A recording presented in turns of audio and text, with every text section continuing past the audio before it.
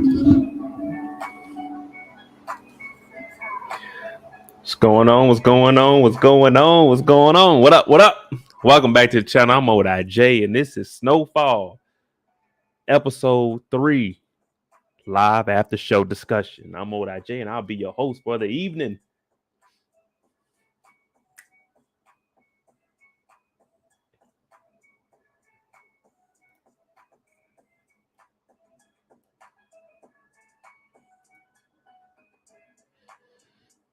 We ain't got no Trulies tonight, so tonight will be brought to you in part by a little bit of Crown. What's going on, Kendall?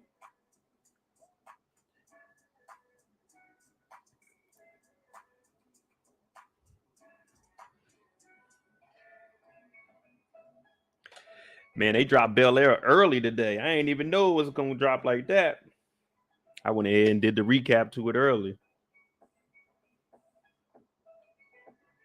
Why wait? You know what I'm saying? No point of holding this fire in for y'all.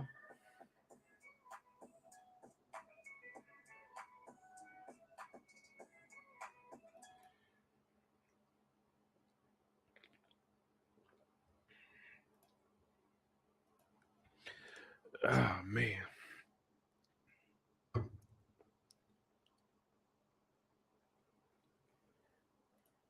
Dang, where everybody at tonight?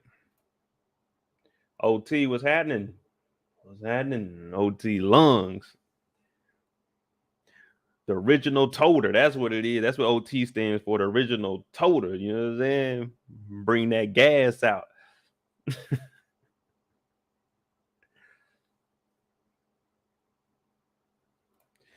Kendall said I haven't watched it yet. I had to go to the gym. Yeah, I just dropped it early. Normally I was gonna wait till tomorrow morning, but you know what I'm saying? When you see everybody else dropping theirs, you got to go ahead and put yours out because you don't want to get left behind. But Snowfall is getting better and better. I'm talking about everything we've been asking for. Yolanda Young, what up, what up, what up? Oh, she gave me the 3 of them. What do I say? What up, what up? I just say 2. She say 3, so she upped me 1. All right, I respect it. Told y'all we ain't got no Trulies tonight, so we might go on a real rant because tonight is brought to you in part by Crown Royal. Now, hey, you must be 21 and older to drink. I'm just going to be doing a little sipping. You know what I'm saying? We don't do drinking. We sip around here. But yeah. Actually, I got the Euphoria rant coming down from Zip Tie Man. You know what I'm saying? We got that rant popping up tomorrow. What was the last live stream we did? Oh, I got a rant from Sunday. I think it was on Gloria. Yeah, so the rants will be coming up. Probably give you guys 1 or 2 rants a week. Break them down. Detroit's in the building. Oh, Yolanda says she got the Crown Apple. Now that is very smooth. The only reason I got this is because my mom said when she came out and visited, 1942. No, Kendall, we ain't making that kind of money to be drinking 42 on live. Now, if I go on a trip, you might see, you know what I'm saying, on the Instagram not Instagram, but the little shorts that YouTube got, then you might see the 42 get brought out. But just sitting here, no 42. But yeah, Yolanda, I got the regular Crown because I drink the Crown Apple also. It's very, very smooth. But my mom said she didn't want that because then she'll drink too much. And after like 1 glass, she be getting lit. So I'm like, all right, Mom, we'll get the regular Crown for you. Be a blessing. What's going on? What's going on?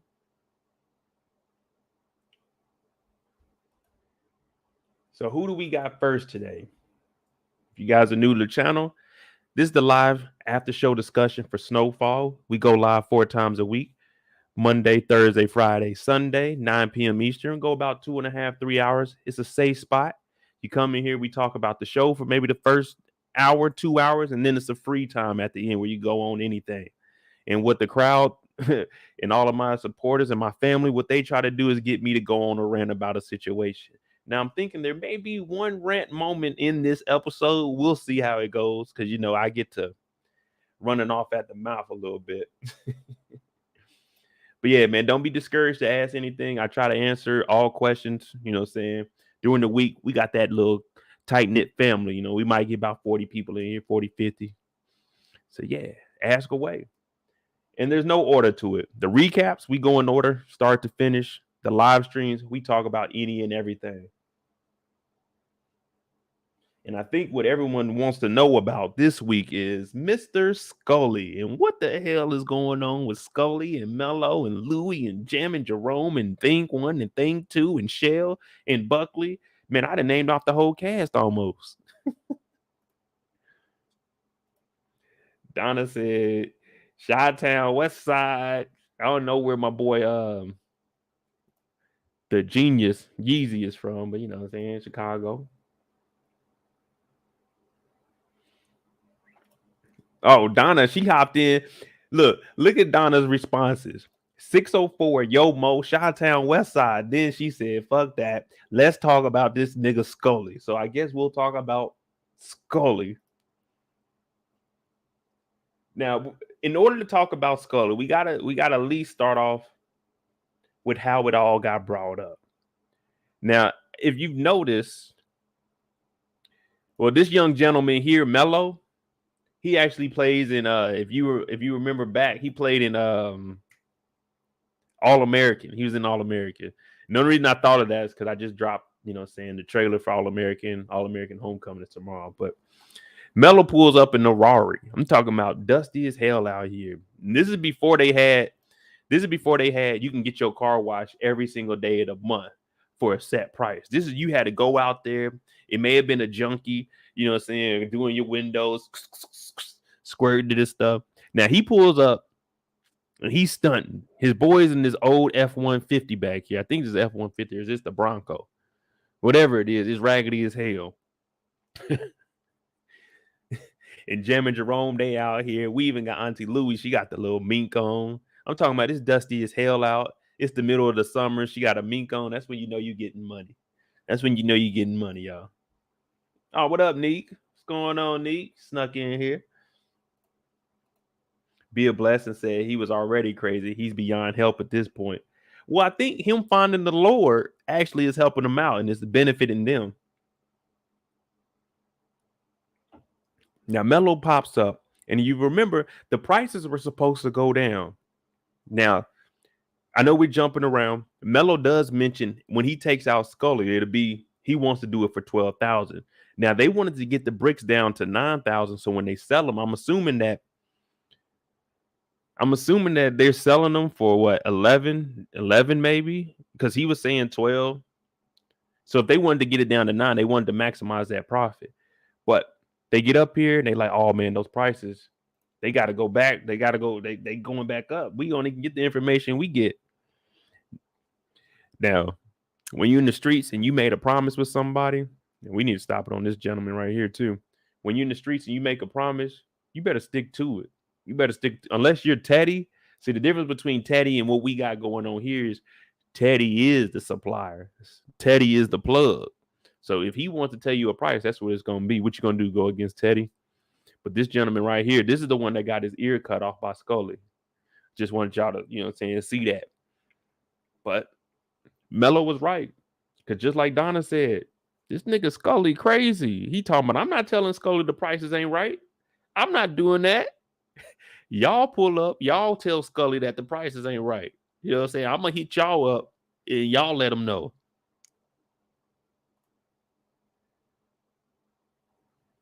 Because hell, I'm not telling Scully nothing.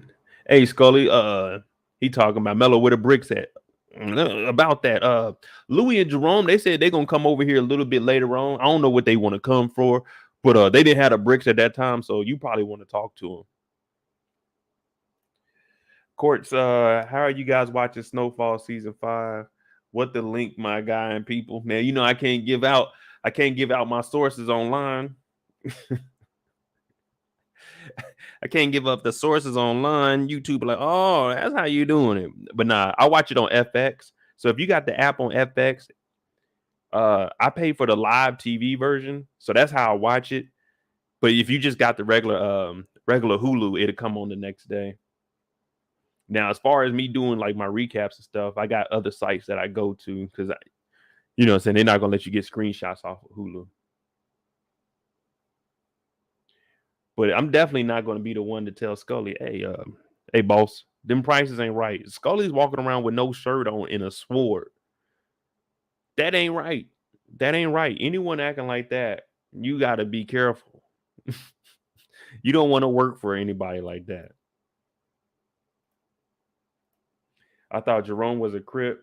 He fucking with the blood. Louis about to snitch. Well, you got to look at it like this. At this point, no matter what they banging, they didn't moved up so high. You know what I'm saying? You got to work with the others. You know what I'm saying? You got to work with everyone else, because if you just stick to selling to the Crips, you ain't gonna make no money like that.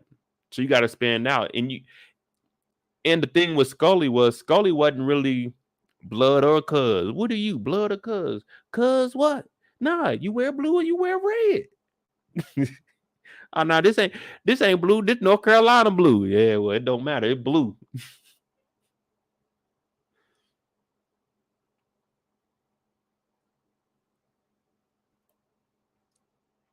All right, Courts. All right, man. I feel you. I feel you.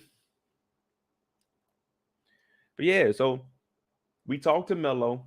The bricks ain't right. The numbers ain't right. But you remember in the intro, they like, Franklin, let me talk to Teddy. Let me talk to Teddy. They're like, nah, you ain't talking to no Teddy, bruh. But when they go over here, like the way Scully is living now, I'm surprised LAPD ain't kicked in this apartment complex, because they living. This is worse than what's the name? The Carter. Like, look how they living in here. This is worse than the Carter on New Jack City. You got Scully in here with a sword for a birthday party. You forget this is the birthday party. We getting it cracking. You know what I'm saying? They having a birthday party for his daughter that's not even alive anymore, but his spirit is talking to him, talking about, Daddy, have a party for me. He like, I'm gonna have a party. All right, we're gonna chop some ears off. Now I told you guys, this is the guy that was out there talking about, it ain't me talking, it's them. It's them. And you got Melo in the background. Hey, you hear this nigga Franklin? He tripping. He tripping.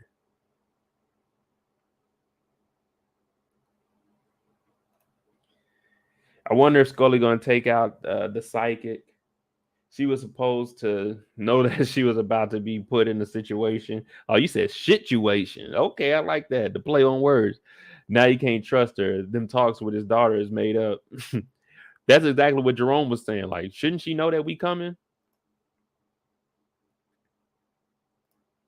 I like how Franklin peeped Jerome basically whipped and really has no say so. Um, Jerome has say so.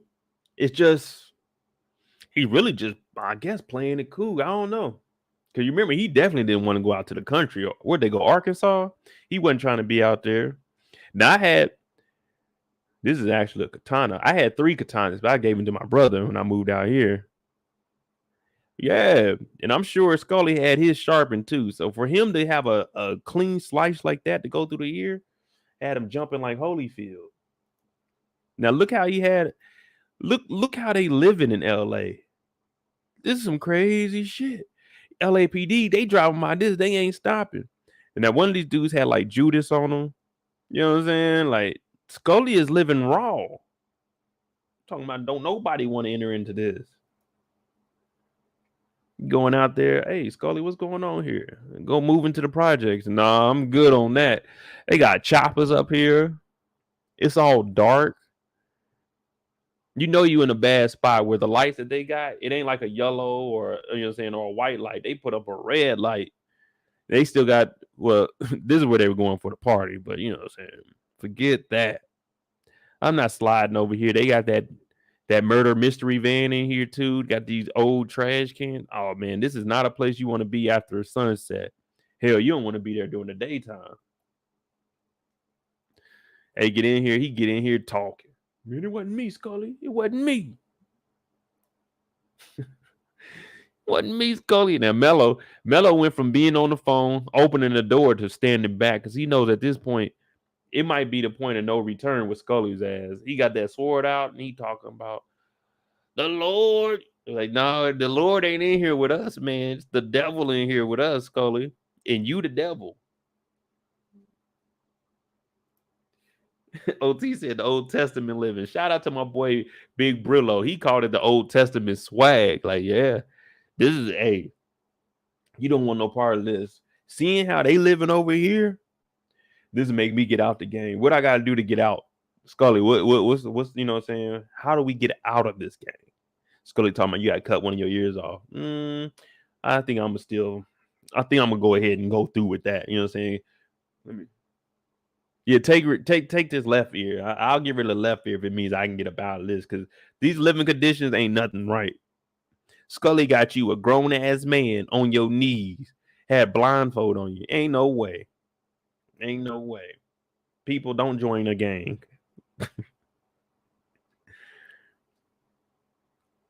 Now you look at Auntie Louie's face. The reason she's making this face is because she's thinking, I hope none of this blood splatters on this all white. That's what she's really thinking. Hope it don't splatter on this all white.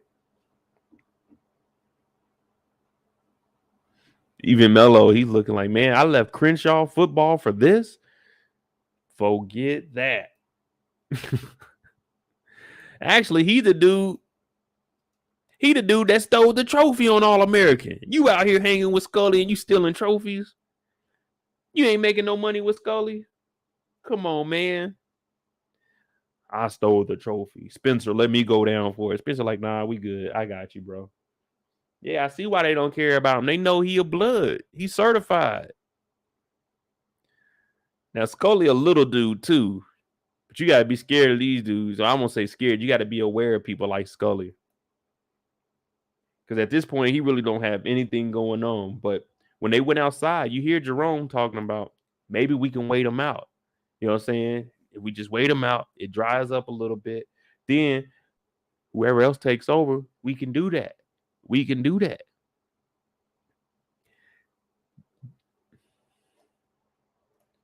If they jump you in to join, the same is true when you want to get jumped out. Hell, I think Scully is blood in, blood out, like literally. Literally, give me your ear. I want to hear what you thinking. Like, damn, Scully, you playing a little. This ain't fair, man. The Crips, they ain't doing nothing like this. The Bloods getting their ears chopped off. Yeah, you gonna hear Mo talking about Crip. We are not being a blood if that's how we living.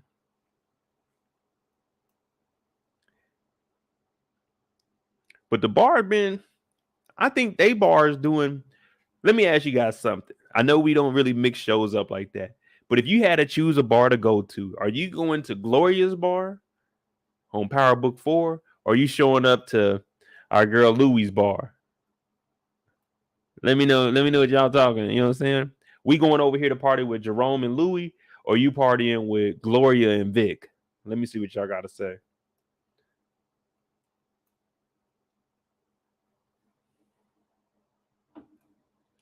Louie is doing too much. She basically trying to get past Franklin to the connect. Yeah, she wants to do her own expansion, but Franklin knows, man, you can't do that right now. That's not where we're at. Even when they were talking about expanding, he told Louie, hey, you can't, like, we don't need to expand right now. Yolanda said, I'm going to Gloria's. I value my life.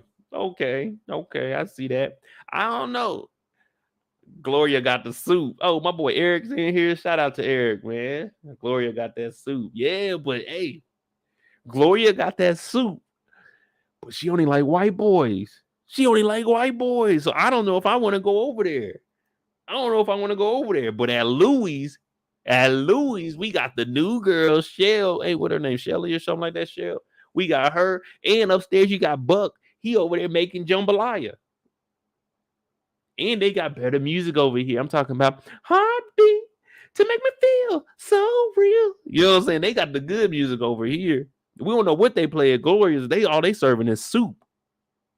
We got crooked cops. We got dope. We got everything at Louie's. We got beautiful women. Yeah. You go over there, you got to deal with, if you at Gloria's spot with Vic and you black, if Walter shows up, it's over with. The party is done. Oh, it's too many Negroes in here. But at Louie's, we accept it. You know what I'm saying?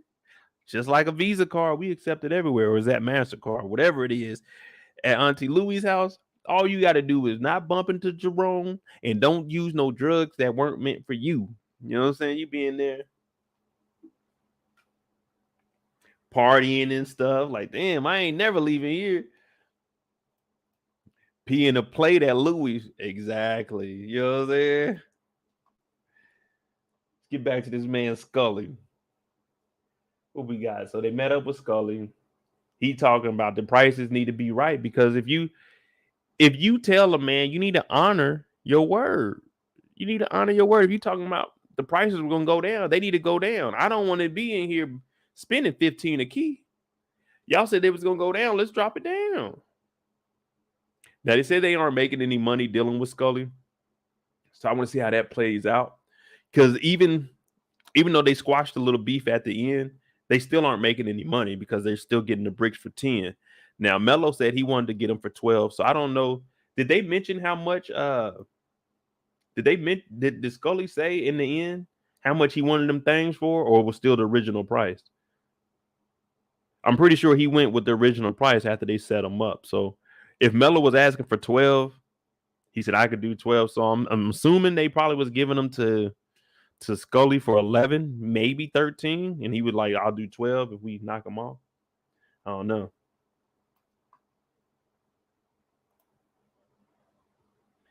Let's see. Oh yeah, so we continuing on the Scully storyline. So Louis and Jerome, they go and meet up with Thing 1 and Thing 2. Now, if you remember, these two, they are like contractors. Whoever got the most money, that's who they working for. Even Jerome said that later on. But if you remember in the opening scene, they were actually in here with Franklin and them when they were talking about everything that's going to be going on. Like, we not getting them bricks for that price. Well, that's because at the end of season 4, they had put them on the team, basically. But that's why Jerome was talking about it. Like, they in here, they know that price is still the same. But they got regular lives. They out here single mothers trying to keep their kids in school. And they know this dope money ain't working. So they talking about, what is it, Puff the Magic Dragon, they called the girl? Or Melo, they were talking about Melo. Yeah, they like, we got some girls in the strip club.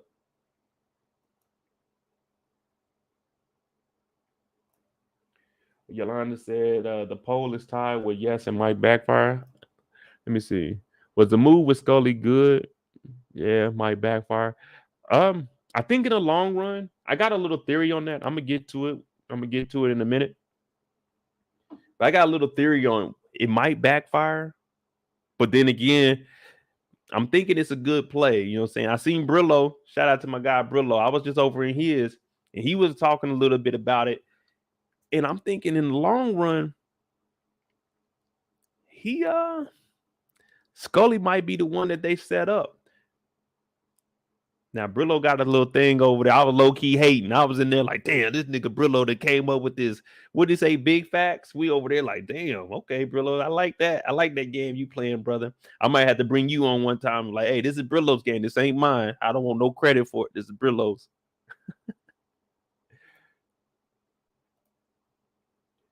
But yeah, I think in the long run though, just going off of it, we got 15 votes. Was it a good move with Scully? I think it was a good move now because it shows that respect that they have for each other. The only reason I say it might backfire is because Buckley is still on him, the crooked cop. So I'm thinking instead of getting rid of Leon, if we can get rid of Scully, we could take over what he got going on. And plus, you know, he ain't like fam. You know what I'm saying? But we'll touch on that a little bit more.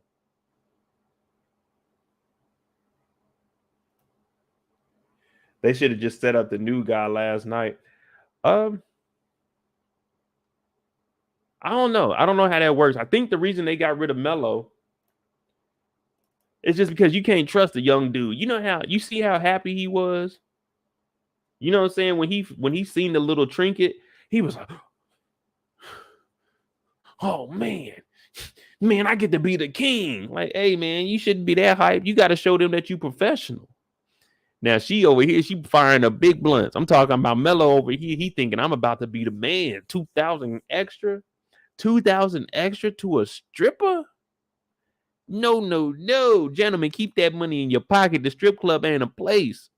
It ain't a place for you. If you do go in there, you just buy that one drink minimum. You know what I'm saying? When you come in, or you pay whatever the admission price is. Nowadays, it's 2022. I'm pretty sure they hitting you over your head. $50 for dudes plus 2 drinks. Then you're going to go in there. You're just going to chill. You know what I'm saying? I just want to listen to some music. Then you got the DJ talking about, yo, we got all these broke niggas in here. They ain't throwing no money. You like, you damn right I ain't throwing no money. Let me get an order of wings, and another hen and coke. But Melo went here, and he think he about to become the man. Now, this right here is a pure example of ego. Now, she talk about, oh, I heard you work for Scully. You got a promotion. He talk about, I don't work for no man. Like, hey, you ain't got to do all that. If you don't work for nobody, you shouldn't be upset about it then. But the reason you mad is because you know you work for Scully. You know what I'm saying? Now you ain't here tricking off your last $2,000 because you ain't going to make it to the end of the episode. You ain't going to make it to the end of the episode. So you ain't here. You scaring off the women. You should have been using that money for something eventful. You know what I'm saying? Instead of putting your neck around and talking about, hey, well, you know, I might not make it past the night. What you trying to do? But I don't condone that. Y'all don't pay for it. Now, thing 1 and thing 2, they ain't here. Now, they paid her money to get information on Melo. And then she talking about, yeah, he big balling. And I'm like, yeah, let's hit that like button. Let's do that. Please and thank you, people. We can get that likes up to at least 10. You know what I'm saying? I know it's a Thursday. We ain't really rocked out like that in the whole week. We've been waiting on Snowfall to come back. But let's get that like button. Thank you kindly. I don't ask for any donations, but if you would like to, Cash App is scrolling through the bottom. All I ask for is a like when you come in here. Thank you, thank you, thank you. And all you broke people that can't hit the like button, y'all in the strip club. That's how the DJ be in the strip club. You ain't throwing no money. Like, damn. Be a Blessing said they played him good. He wasn't thinking straight. Nah, he wasn't thinking straight. I told you that was all ego. I don't work for nobody. I'm the man. Like, no, you're not. No, you're not. You work for Scully. We remember you in the corner. You, hey man, Scully in here tripping, man. Like, you got to tell him about the bricks. Yeah, you weren't the man then. You weren't the boss then. We heard about you. Yeah, I drove by Inglewood, and I seen your ass in the corner. Yeah. You ain't help out when they were slicing off ears. You wasn't the man then. When he was slicing off ears, you ain't get him up out of there. You was in the back like this. We seen your face. We seen your face.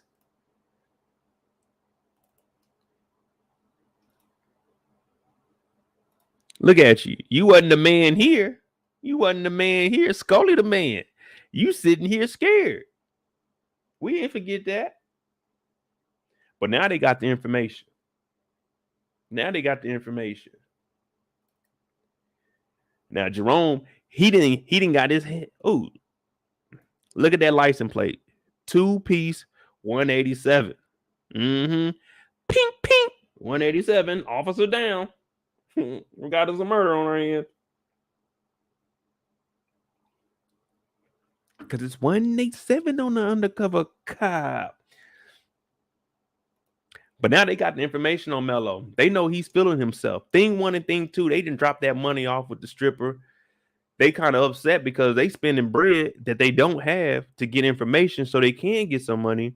And she done made $2,000 off of Melo. And she's smoking big weed in their face. But now, like she said, oh, he feeling himself. He pulling up. He pulled up. What is this, a little coffee he got in here? Yeah, you know what's going on here? Look, if we get rid of Scully, then I can be the man. Y'all can get that problem off your hand. But they already got the drop on you. They already know what's good. And that's why I always tell y'all in the streets, hey, you can't trust nobody. You can't trust a soul. They played this off so smoothly, talking about, yeah, meet up with us. April 86. That's next month. But yeah, they played it so smooth. Yeah, we'll do that. They talking about 50,000. They'll knock them off for 50,000. I did like what Louis said though. She said, all right, let us know when you do it. Because they don't want to have their hands with anything to deal with Scully. Now, the way he responded was very good too. Also, like, if I'm gonna take over the throne, I can't be connected to the death of Scully. I gotta play that role. So they were like, all right, 50 bands, we'll get it done. Now, 50 bands back then, it go a long way. But to off somebody for 50 bands, I just couldn't see it, man. Like, not saying I would off anybody, but even now, it'd have to be at least a milli. Like, I don't give a damn. People be doing it for like 10,000. He said, man, you could have asked for 100,000. That's how cocky Melo is. That's how cocky he is. Talking about you could have asked for 100,000. You don't need to flex your money. You don't need. If they ask for 50, you give them 50. Because why? Now you have another 50 that you can go ahead and invest of your own money instead of trying to get whatever else is already going on. You already got 50,000 saved up, and you talking about you want to get them for 12. You want to get them for 12. 100. Oh shit, let me see. Yeah, 100. That's 1,000. Ooh, damn, why is this thing going so slow? Y'all know I gotta do the numbers for y'all. You got $100,000. You talking about we could do 100,000. 100,000 divided by 12.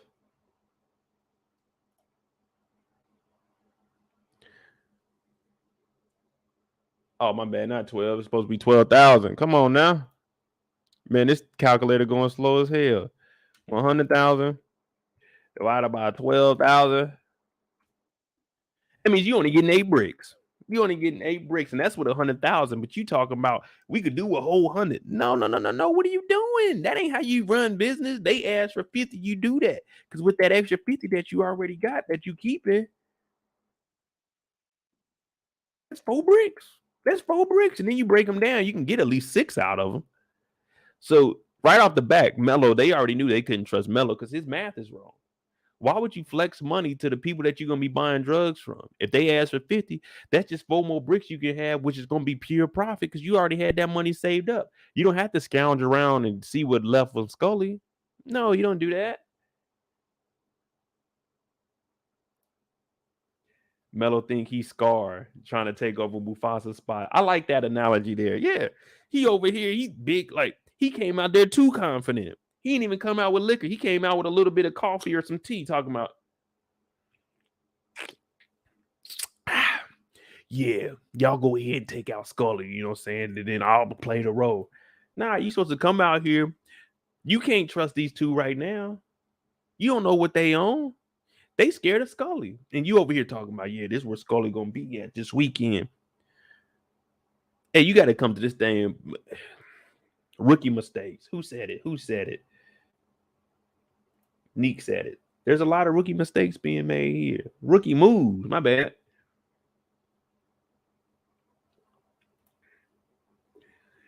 Be a blessing. He was stupid. If he would do it to Scully, the dude that put him on, why would they do business with him? He's not trust. Yeah. You easily gonna flip. If you're gonna flip on your mans, then yeah, you definitely gonna flip on us. We can't trust that. But that's because they heard he's too cocky. He's feeling himself at this point. So we got the drop. We got the drop on Scully now, though. Scully meeting psychics. When I heard that, I said, yeah, Scully on something else. Now, this was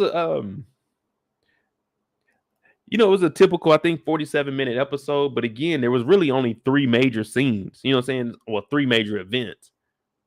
When you really think about the whole spectrum of it. You got the Scully situation, Scully and Melo. You can wrap that in together. Then you got the Franklin and Teddy situation. That's really all that happened this episode. You know what I'm saying? There was only 2 events. Everything pertained to those 2 events. But yeah, they get the drop. And that money talk.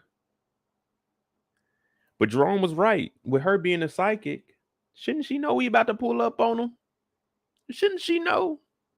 But I guess she didn't sense those bad vibes about herself. Maybe she sensed something bad about Scully. I don't know how that psychic stuff worked, but there will be a documentary on Miss Cleo, and I will be breaking that down. Because I used to call me now. What's the Miss Cleo? Like, yeah, so I will be breaking that down. Brandon Bates said it was a filler episode, but a very good. Exactly. We're going to start getting that. What is this? Episode 3. Episode 4 is going to start being that real build up. 5, it's going to be like, all right, this is what it is. 6 and 7 is where you typically typically get the most of your action in TV shows. And then 8, it might stay around there. And then 9 is going to decrease a little bit. And of course, 10 will leave us with the cliffhanger. Now, I got to look up and see if they got a season 6. Because if they don't have a season 6, then, if this is the end, which I don't think it will be. She might just be a medium and can't see the future. Oh, that's true. I didn't even think about it that way. You know what I'm saying? I'm a medium too. You know what I'm saying? I can, y'all hit me up for $49.99. You know what I'm saying? I'm always selling something. Matter of fact, package deal. You get the first hour for free. You buy the towel for $69.99. Shipping included. Holla at your boy. But yeah, when they pulled up, we already knew something crazy is about to happen here. Yeah, Jerome was serious, and you can look at Louie. She's like, "Are you being for real right now?" He's like, "Yeah, she is psychic. She should know that we about to be here." But Louie pulls up, and she puts on that accent. But what happens in the street? Money talks, BS walks. Now I'm gonna try to see how much money Louie actually gave to her. She's talking about me have a problem. I don't want to, mess up the accent because I can't get it right. I'm just gonna be honest with you. But she came out, she looking like, nah, I got an appointment. So y'all were saying Scully might have to get rid of her, but she was holding it down at first. Now Scully's probably paying her maybe $100, $200 to speak to her. Let's look at what Auntie Louie was dropping off. Auntie Louie dropped off a bag. She like, I'm coming in here. I got to talk about something. Nick said her accent was atrocious. That's what I say. I couldn't do it.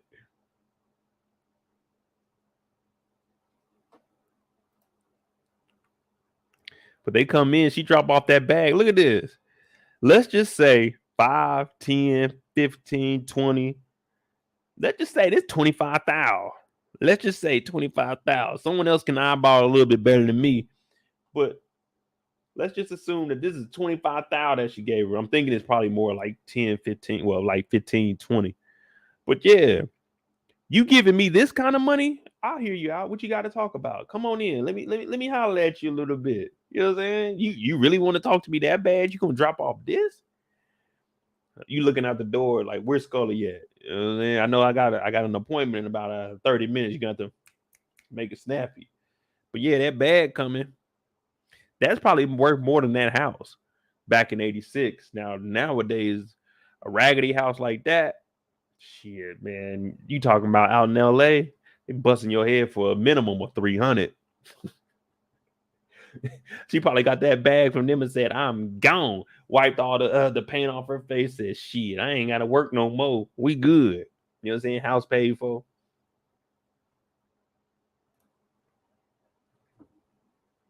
Well, Neek, they paid that money to be able to talk to Scully. But that was the plan from the beginning, though. You remember, they went and got that information. That's why they were getting information on Melo to see what he was really on. Now,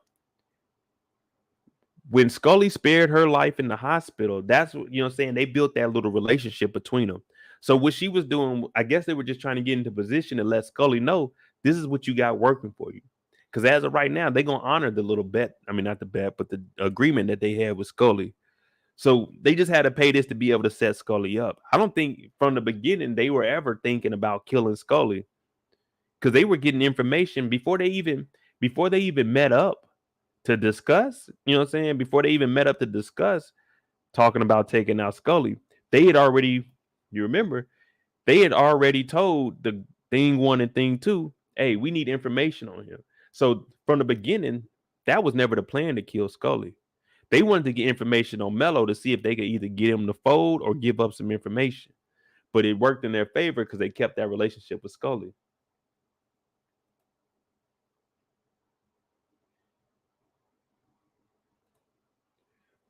I don't think it was because how were they going to be able to set them? They were going to have to do it outside. So they had to pay money. They just wanted this to be. They wanted it to be secretive because at the same time, you don't know who's watching Scully. You remember Melo said, let me know when it's done. And Melo knew where Scully was going to be also. So he could have been outside watching. So that's why they wanted to capture him on the inside. And once you put those guns on, that's probably when they said, hey, this is what we want to do, Scully. We want to work with you. You see what I'm saying? Because if they would have just snatched him up broad daylight, threw him in the trunk, people could have been watching or seeing you. So that's what I'm looking at. Like, it had to be, for privacy pretty much. You know what I'm saying? We get him in the house, we talk to him, we had to pay her off. Okay, it's the expense that we're paying, but we're about to get 100,000 anyway. So even if we drop off 20,000, okay, 10, 15,000. Now, I ain't even noticed this at first. You know, everybody talking about them the black Air Force Ones. Ain't nobody talking about these get down in the street Cortezes. Where is that? Yeah, these all black get down in the streets right here. These are get down Cortezes. You don't want to approach nobody with black Air Force Ones. You don't want to approach nobody with no black Cortezes on. You know what I'm saying? Cortezes, you only rock the white ones. But now they got in there and they got Scully. Well, they just met the psychic and they paid that bag. Now, I thought it was funny when Scully pulled up. My boy was getting fresh. I'm talking about he slicked it back too. You know what I'm saying? He had to put a lot of gel on there to get that stuff to slick back like that. He combing it against the grain. That ain't how you comb your hair. We black. We comb our hair this way. He talking about this way. Like, no, Scully, what are you doing? That means any man that combs his hair backwards like that, a black man, his ass is either in trouble about to go to court or he just don't give a damn. And Scully just don't give a damn. Talk about combing that thing backwards before he goes in here to talk to the psychic because he want to look his best for his daughter. Now, when he get in there, you know his ass was spooked. You know he was spooked. He was already hesitant walking in there just because this ain't how you act. This is not how you act. Look, he looking at her like, wait a minute. You know what I'm saying? You ain't got all the paint on that you normally have on. That's because she just made 25,000. I'm talking about the quickest 25,000 she ever made. Scully looking at that like, I don't know about this. This don't seem right. Well, people, go with your gut instinct. You know what I'm saying? What Scully should have done, well, he's into religion and stuff now. Because me, I'd have been in the car like, man, I'm about to go talk to a psychic. Okay, we're going to go talk to a psychic. All right, we're going to pull up a little bit because this shit could get crazy. And you don't want to go in there like, I ain't never talked to a psychic. And I don't think I'm ever going to do it. Have any of y'all talked to a psychic? Let me know. Let me see if y'all spoke to it. Gel or curl activator. Shit, knowing Scully is that's just pure sweat. Scully be up all night. You ain't no telling what Scully did before he came here, man. Scully a little off, but it was cute. He was dressed up for his daughter's birthday party. Yeah, that's my dog Scully, man. You know what I'm saying? He went from whooping niggas' ass in the wood. Scully done a lot. So wait, none of y'all ever been to a psychic before or a medium? Come on now, I know. Well, that's probably because we all black in here. Scully on something else. Someone I want to see somebody that's been to a psychic. I know it's got to be somebody in here. We ain't all perfect. We need a little help every now and then. Who been to a psychic? Who been to a psychic? See, we're gonna have to move on because I know ain't no one gonna admit to it. Hey Mo, I've been there before. Nah, I ain't messing with it. I don't need to know the future. All I need to know is Monday, Thursday, Friday, Sunday night, 9 p.m. Eastern, Mo.J goes live. Make sure y'all hit that like button. Thank you.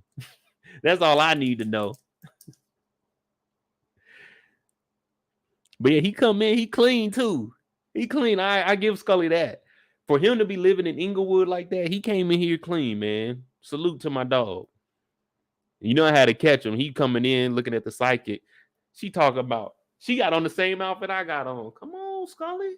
Come on. She ain't never welcomed him in the house with open arms. When you go to somebody's house and they that excited for you to come in, come on in. And they ain't asking for a hug with their arms open. Watch them. Watch them. Don't nobody invite you into the spotlight. Come on in. Or unless it's like you walking into a mansion or something, you just went in an Airbnb and they open up the door. Come on in. This is where you're going to be staying at. Hey, I'm just here to see a psychic. I just want to be able to talk to my daughter. Why are you what is all of this? What is all of this? Don't nobody open the door talking about, come on in. Come on in. Hell no, I ain't coming on in. Matter of fact, what's going on in here? You ain't act like this last week when I slid through. You know what I'm saying? I'm paying $100 to talk to my daughter. That's all. Matter of fact, let's do this outside. You know, sunny out. You know what I'm saying? This is in memory of my daughter and in memory of Khadijah. We're going to do this outside. I'm not going inside. Nobody talking about, come on in. Come on in. No, this shit seemed like a setup. Now, you know what I'm saying? I used to, you know what I'm saying? I was born in Kansas City. We grew up on 12th and Topping before my mama and daddy got married. Yeah, they weren't married when they had me. They were married when they had my little brother. But before my mama, we moved in with my pops. Oh, yeah, we was in the hood. And wasn't nobody open up the doors talking about, come on in. Nope. I go to my grandma's house. She ain't talking about come on in. I go to a family member house. Ain't nobody talking about come on in. With arms open with no hug. Nah, this shit don't seem right. You know what? You know what I'm saying? I'm gonna take this suit off. We gonna sit on this porch. She like, nah, come on in. Yeah, be a blessing. He was hesitant. That's what I'm saying. The first look that he had, he knocked on the door. Then he looking like, what? You ain't never been this friendly before. What Ha David say? I ain't even come here for all that. She talking about, nah, come in. Oh, shout out to my dog Trill, man. Why you hoop? Hey, thank you for your service, my brother. My dog over in Japan right now holding it down. You know what I'm saying? He over there holding it down.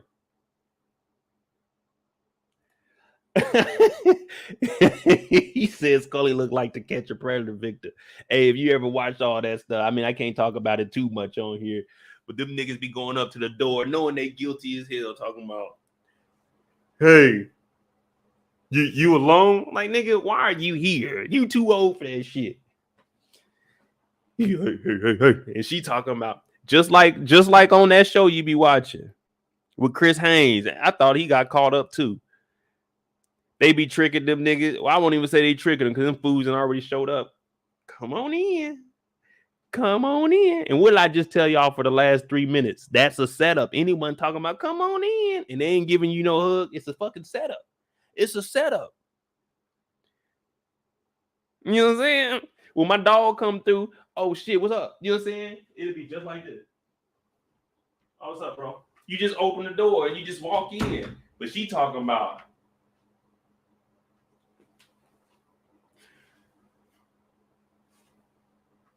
nah, they ain't no come on in.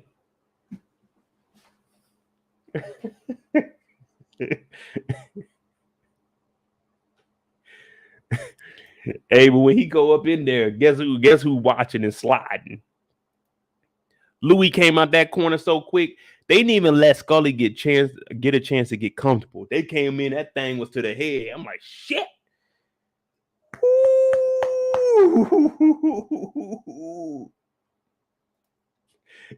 Brillo said he knew they smelled like possum.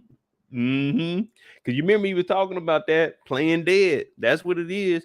But you don't play with that same monster too many times. You see what I'm saying? That's foreshadowing. That was foreshadowing. Now, he said people play dead. I mean, a possum plays dead, but they don't do that with the same animal that many times because eventually he'll catch on. So that was foreshadowing to them playing possum. But guess what? They knew he would catch on, so they actually worked with him. Mm-hmm. Shout out to my dog Brillo. Shout out to Brillo for pointing that out because you got to really pay close attention to all of this stuff. Now, believe it or not, I used to be in performing arts. What was it? My freshman and sophomore year. So I knew this stuff. I had a D in the class because, man, I ain't gonna lie to you. I was an NIGGA in high school. I'm not even gonna lie to you. I used to come to school with the afro, get my hair braided, and go to sleep. Like, that's big facts. But I remember all of this stuff. So when I watch these shows, like that, like when they foreshadow, I said, but when they foreshadow, you got to pay attention. And that's where it came in right here.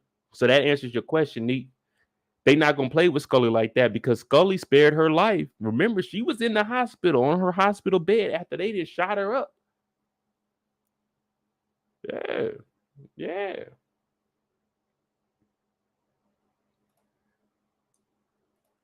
First movie I seen Scully, aka DeAndre Bonds, was Tales from the Hood. Yeah, he's like, man, did that really happen? Yeah, and they had them little niggas running around, literally little niggas. But yeah, you know Scully's heart. At this point, Scully, hey, that heart is pumping about that motherfucking gold chain looking like this. Even Jerome came out with the gold chain on. Hey man, they got 2 guns on you, and then you got the lady over here. She counting stacks too. She thumbing through the check while Scully over here. You supposed to be helping Scully out, but you invited him in here for 25,000. But at least we got Scully on our side now, so we good to go. You know, so you got to tuck the chain because you never know when a nigga like Debo will pull up. So we didn't got all into Scully. Now we got to set Melo ass up. Now I told y'all Melo was talking big, right? This man stole the trophy from what the hell is A school? He stole the trophy from Jordan and them school. What is it, Beverly Hills? Yeah, Beverly. He stole the trophy. Now he over here trying to steal the shine from Scully. You know what I'm saying? This is the guy right here that got Spencer in trouble. Right here. Spencer James. Crenshaw. This dude playing both sides. You over in Inglewood, but you want to go to school in Crenshaw and steal trophies from Bel Air. I mean, not Bel Air, but from the hell, Beverly Hills. Mm-hmm. That's All American. I know y'all don't really watch that too much. That's more of a kid shit, but I had to point that out. This guy here, we couldn't trust him in All American. We can't trust him here. Now look at him. He did all that boss talk, didn't he? You remember in the club, he was doing all that boss talk. We might need to go back and showcase this guy. Oh, I'm a boss. Putting your hand around women's neck. You ain't no boss, nigga. He picked up this chain. Look at him. Look at him. He act like he ain't never been a boss before. Because he hasn't. When you a worker, you a worker. That's it. It ain't no way around it. You a worker. Like when people say, oh, Mo, good job, King. I ain't no king. I'm a fucking worker. I'm a worker. I get on here for 3 hours a night because I'm a worker. If I was a king, I wouldn't be on here. If I was a king, I wouldn't be on here. I'd be telling my dog, hey, why he who? Get on there for 3 hours. But I ain't no king. I'm just a regular person. Now look at him. He frozen because he ain't no boss. He ain't no king. You ain't ready for that. You ain't ready for that. You came in with the 2 softest niggas in the crew.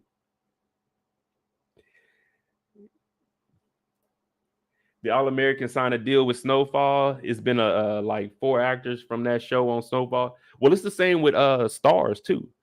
If you notice, Darnell Spencer's like, well, it ain't his brother, but you know what I'm saying, Corey's stepson. He was in BMF. And he's in All-American. Well, yeah, of course he's an All-American, but I'm just saying, like, you got to look at it. When you need young black actors, they all in the union. So it's easy to go in there and pull like, okay, I seen you do this. And if they had smaller roles, let me go ahead and pull you to this and I can give you a more significant role. Same thing's going on with Cam and All of American.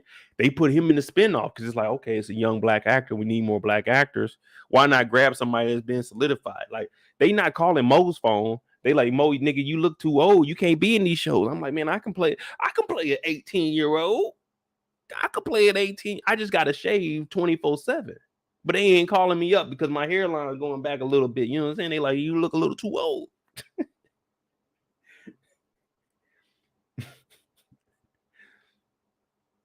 But yeah. So this boy, he even came in. He talking big shit too. I need some proof.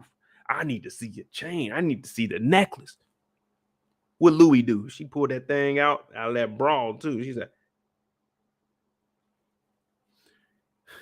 here you go. He looking at this. Y'all hear that? I'm about to be the king, man. I'm taking it over.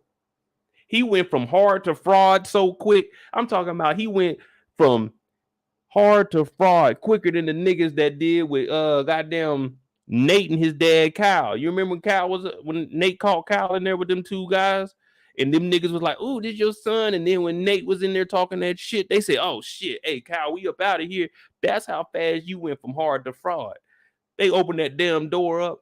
Look at Auntie Louie. I knew something was up when she had that chip.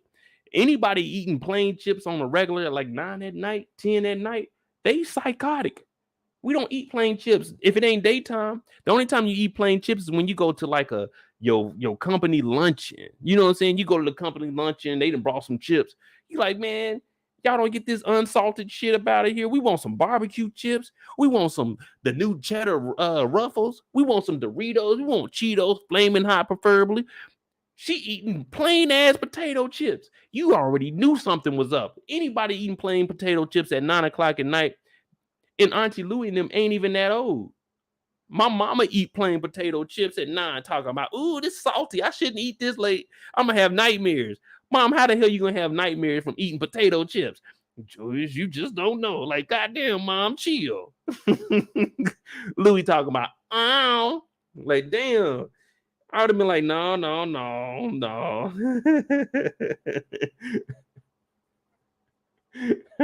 Oh, now y'all getting on me. Now y'all getting on me. Eric talking about I like plain chips. Nick talking about plain chips got a curfew. Yeah. I'm just saying. I eat plain potato chips too. Don't get me wrong. And I guess I got it from my dad country ass, but I like the, you know what I'm saying, the ruffle plain chips. And I eat it with the French onion dip. You get in there, scoop that. But we having a business meeting. We talking about moving bricks. Listen to me, people. Listen to me. You just committed a murder. I'm paying you $100,000. You're sitting here eating plain potato chips. I can't take that serious. I can't take that serious. I'm coming in here with $100,000 cash. I'm talking young moolah, baby. I'm talking about this right here is life-changing money. And I know y'all ain't getting them bricks for the right price because you just told me earlier that the price ain't going down. So y'all need capital N E E D this money. And you eating plain potato chips? No. I'm not. Look. What the fuck is on the other side of this door, first of all? Because when I come up in here, I need to know exactly what's happening. Now, if you look at these two square ass dudes that they brought, you should have known they wasn't prepared for no action. Scully opened up that door. You know what I'm saying? Scully looked like a fake ass security guard. He didn't took the jacket off. And look at him. Look at Melo, scared as hell.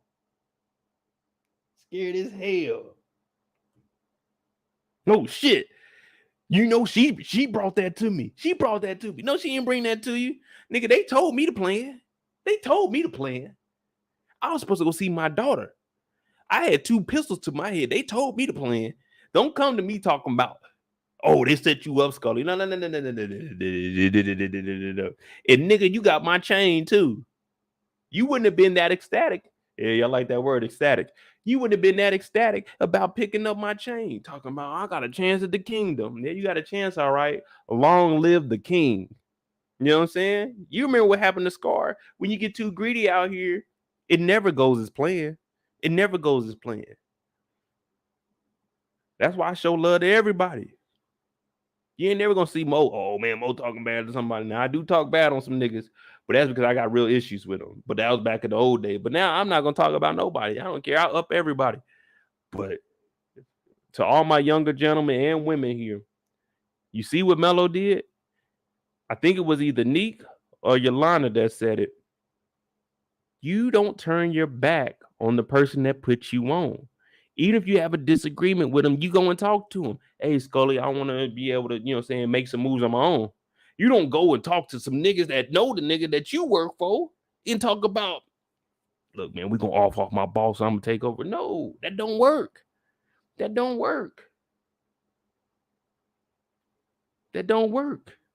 going to end up in 3 places. You're going to end up in a grave dead, a body bag at the coroner's office, or fucking cut up and lost. We don't know what happened to Melo after this. I can't tell you this, though. He won't be back.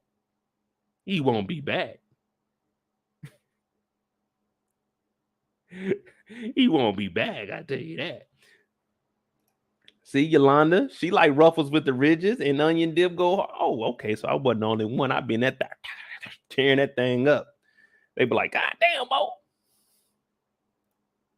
Chiquita said, Scully is a wild card, shawty. They better hope for better days with him. Ain't no telling what he going for next.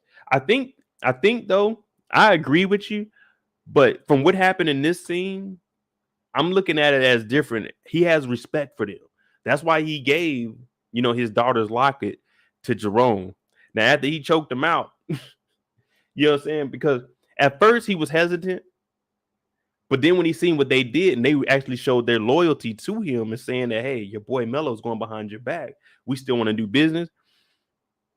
Excuse me. I think, you know what I'm saying, they'll be good right now as far as what he got going on. Hold on, let me grab my phone real quick. Hit the like button, please. Let's get it up to 25 at least. 25. It's only what? 1, 2, 3. It's only 6 more likes. Come on, y'all.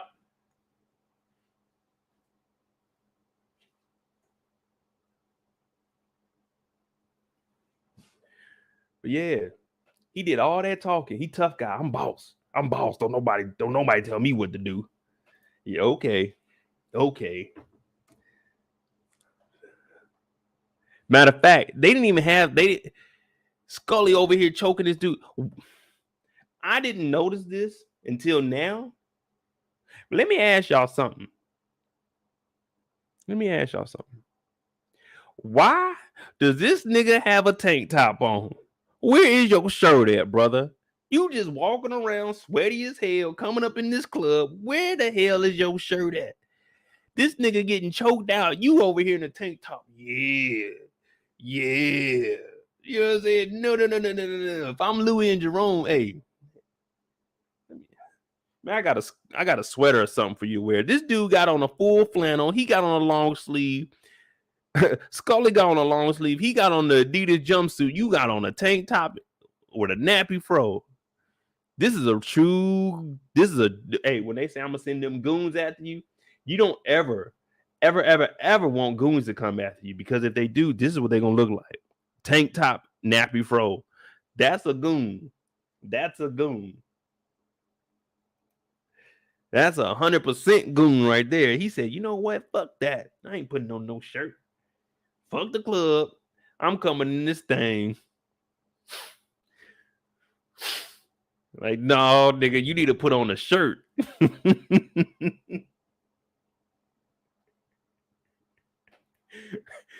Be a blessing. He got on the muscle tank top. Yeah, he got on the tank top 50 Cent's ass was wearing at the damn Super Bowl.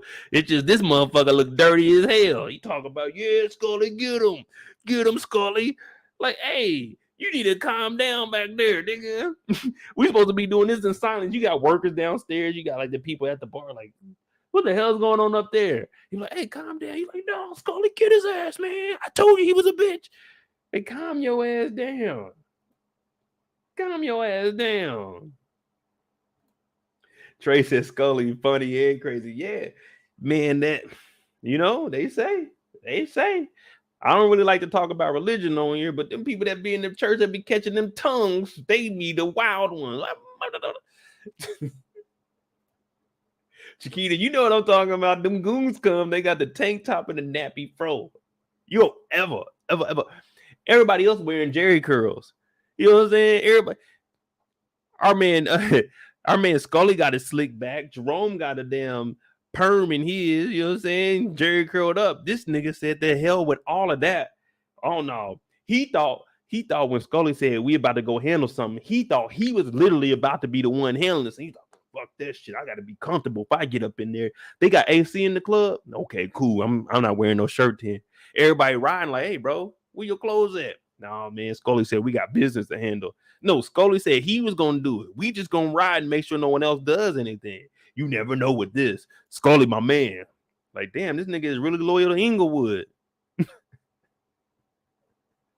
Like, damn, you really trying to hold it down. He said, fuck that.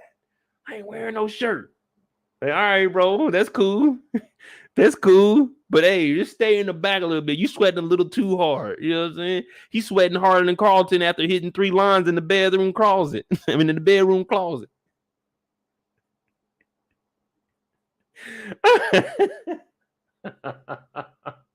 Hey, look. I don't know if y'all be noticing all this stuff. This nigga got a sweater on and a gun. That's because he knew what Scully meant by we about to get in some action. He like, all right, if something get out of control, pop, pop, pop. This dude said, I don't need no gun, nigga. I got the guns. I came equipped. I'm ready to choke a nigga out. Scully like, nah, I'm gonna do all the choking. He like, nah, Scully, let me get at him, B. He like, nah, just bring a gun, you know what I'm saying, just in case his boys want to act up.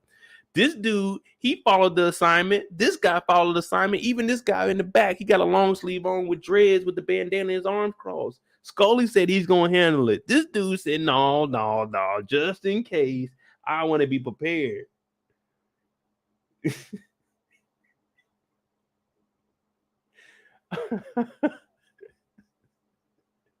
Man, I be noticing this shit, and this is how I got into doing recaps. I would notice stuff like this in shows. I'm like, did anyone else notice that when they were giving out like the costumes, like what would you call it, costume or wardrobe? When they were giving out the wardrobe, when they were like, hey, everybody pick out an outfit for this scene, did the director say, fuck that? I want somebody in a tank top. That would be dope. I want him in a tank top with a nappy afro. Like, why would we do that? Because he's about business. He's loyal to Scully. And you know, this dude was probably jumping around like, oh, let me get the tank top. Let me get the tank top.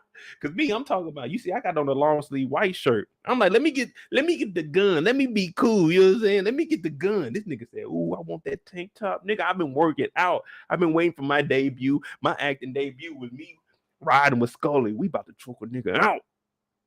They were like, hey, bro, look. You're just going to be an extra in the back. So don't be too high. Be like, ooh. Hey, bro, you don't have any speaking roles. You don't say anything. Just stand in the back. You the tank top guy. He talking about, nah, you got to let me in on that action. Scully's like, hey, bro, seriously. Who's the boss here? He's like, you the boss, man, but I just want to help out. I want you to know that I'm loyal. I ain't like Melo. No, nigga. You got a tank top on. Stay in the back. We don't want you getting sweaty because you sweating. We gonna smell all of that. You know what I'm saying? If you got a shirt on, it at least, you know what I'm saying, keep it in a little bit. Mask the scent. You sweating before we even got in the club. We don't need, hey, you might need to stay at the house.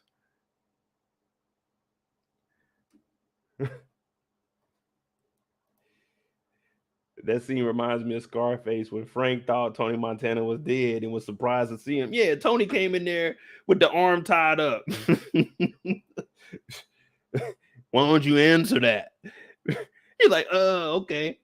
Then he got on the phone. It was Manny calling, talking about the job is done. He's like, who was that? He said, I never heard anybody. He said, oh, you never heard anybody? Oh, let me stay on the damn Snowfall. I go back on some Scarface. That was my shit. He said, and then when he killed that cop, he was like, wait a minute, I'm a cop. He said, whoever said you was a cop? He said, oh, hey, Tony. He's like, no, it ain't no hey, Tony now. That's what Melo was saying. He's like, you getting choked out. Look, this weak ass choke that he got on him, though, all he got to do was this. He got it coming. He got his left arm. All you got to do is roll to the right. He ain't choking you out that much, but that's because he ain't no boss. His ass scared right now. He's scared as hell. You getting choked out. You ain't even trying to get up out that thing. You got choked out and laid down. Look at him. Eyes big as hell. I bet you think twice about stealing Beverly Hills trophy next time. Now Scully got it locked in. Now he got little arms, though. But if you really want to make sure that they down like that, you choke them out like that, and then you got to wrap your legs around the paws. But yeah, that's how you keep his ass down. He ain't even put up a fight to be a boss. He talked all that shit in the strip club. We ain't forget. Look, the same way you talk shit is going to be the same way you go out. I got to just take it back for y'all real quick. The same way you talk shit is going to be the same way you go out. You in the club choking a chick talking about, I'm a boss. I don't work for anybody. Yeah, well, the boss is going to choke your ass out. You keep talking all that shit. We're going to be on your ass, brother, man. And you lucky the nigga with the tank top didn't get on you because that nigga had muscles. The nigga with the tank top wasn't playing around.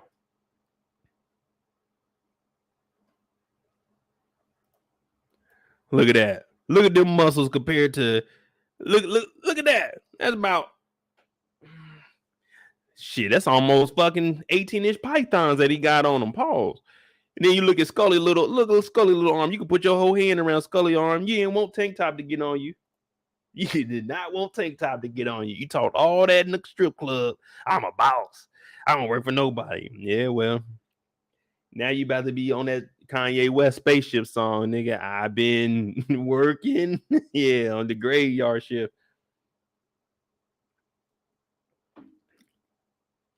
Now, this is where the respect comes from. This is like the transfer of respect. He picks up the locket and he gives it back to him. But he's saying, Jerome, you should have my angel watching over you.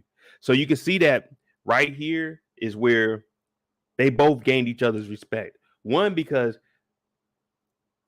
it already went back to last season where he spared Louis in the bed. Because, you know, Jerome came in when he had the gun to Louis. And they were talking it out, talking about, hey, man, nothing's going to come out of this. So for him to give Jerome his daughter's necklace, hey, it just solidified the bond right there.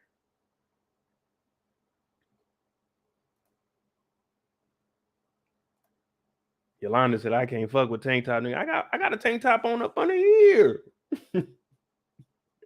Yolanda don't like the channel, y'all. She don't want me to wear no tank top. I thought I heard him snap his neck as well. He might have. I just assumed that he was dead anyway, whatever they were going to do with him. Now, I didn't get any pictures of the homeboys. Matter of fact, I think I did.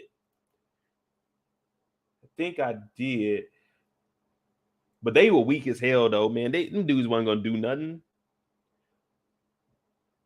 Where they at? Let me see. They both soft as hell. Look at this. Look at this bald head fool. First of all, unless you go into like a formal event or something, I better not see none of y'all. I don't understand why dudes button a polo. Like, you wearing a polo. That thing ain't supposed to be buttoned up the ear. You can't turn your neck or nothing. That's the first indication of weakness. Right here. You supposed to be a thug. You supposed to be sliding on people. Oh, we know who you are. I ain't forget you. I know where you came from. Remember? He was the tough guy holding the MAC-10. You remember that? He had the little thing on him. He was tough guy a minute ago. But that's how a lot of these guys are when they got that weapon on them. And we just spent the whole hour talking about my boy Scully, but we're gonna keep it going though. Because I'm about to show y'all where we know this guy from. You remember he was the tough guy. Remember, he was mugging people. He looking around, yeah, man, we doing this. All right, we gonna do this, all right. Where it at?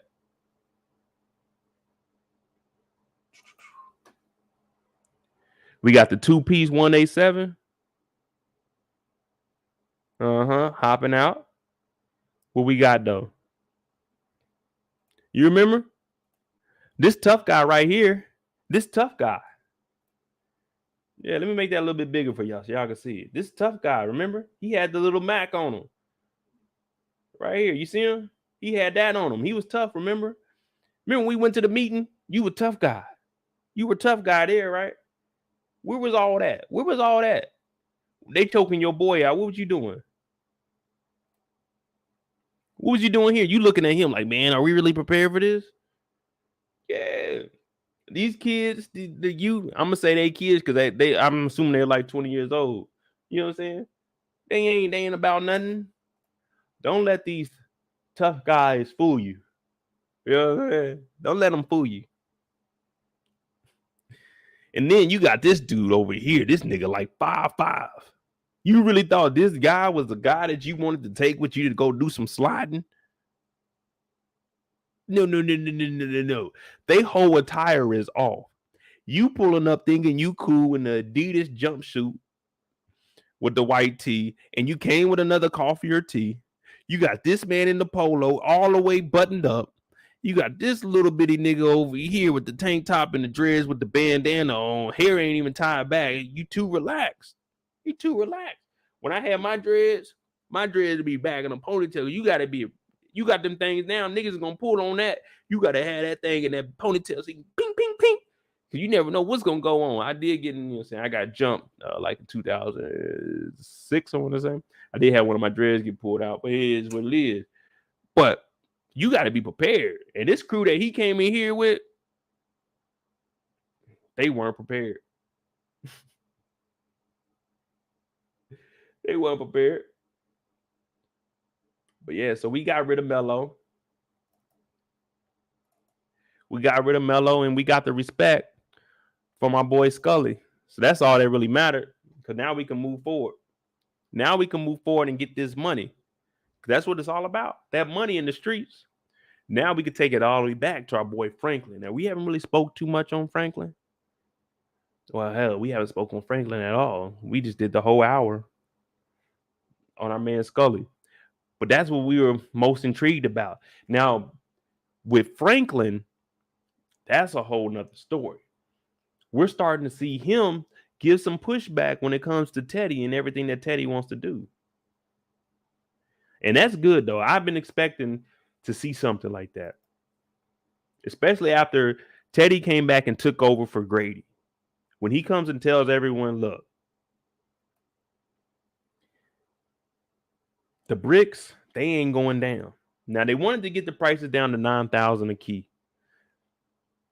$9,000 a key. We already did the math on that. They wanted to do $9,000 a key on 300 bricks a week. Was it 3? Yeah, it was 300 a week. I'm like, damn, that's a lot of money. At what, 2.7? Because it was originally 10, so it would have been even 3. So 15.5 or 15.2 million a year that we're missing out on. This crew, though, it's a little weak. If I have to admit, it's a little weak. I'm just gonna be honest with you. I mean, you got your 2 freelance contractors, thing 1 and thing 2. You got Leon. You got Peaches. Peaches is the only person really working with Franklin, but you gotta understand he's way up at the top, so he's not gonna be out here doing hand-to-hand transactions. All of his dope is gonna go to either Leon or Louis and Jerome. So all he has to do is get it from, from Teddy. And that's one reason he didn't want to branch off, because if we all stay up under one roof, then we don't have to worry about all of our stuff being spread so thin. So even if someone doesn't get, let's say we lost Scully or we lose the projects, we would still be able to make money, and we wouldn't have to worry about one person holding 10 bricks and we can't get rid of them. But you got the freelance ladies, thing 1 and thing 2. They ain't really moving nothing like this. They more of hitters. You know what I'm saying? They the ones you send out to go do things. Now, this whole time, Louis been trying to branch off. Let me talk to Teddy. No, Louis. No. You can't talk to Teddy. He doesn't want to be called Reed anymore. He's Teddy. Now, I seen somebody was asking, what's Teddy's angle? I think Yolanda asked, what's Teddy's angle? For Teddy, Teddy's trying to earn his respect back from the CIA. You remember, they got rid of Teddy. Teddy had a lead. That's where Grady came in and took that spot. But he was telling them everything that's going on with the Contras down there and us supplying them money, this is what we need to do. So for him, he wants to show the CIA, because you remember he made a deal with his old boss. Look, I know more about what's going on. So if he can prove to them all of this is going on, and now he can get back in the dope game also, it's just going to benefit him even more, and it's basically going to boost up his prestige. That's really all it is for Teddy. Teddy, he's more worried about the work and the money that he can make than he is about what's really, going on. Because you see when they were talking about his wife and his kid, he was looking at him, he was watching them, but he lost all of that because he was so deep into the game. So it's like, damn, Teddy, you really care about this war down here and making yourself look good. And there's people like that. They fucking overzealous and working too hard. Me, I ain't saying that, because if I gotta get a job one day, Mo is the hardest worker you know. Wink, wink, people.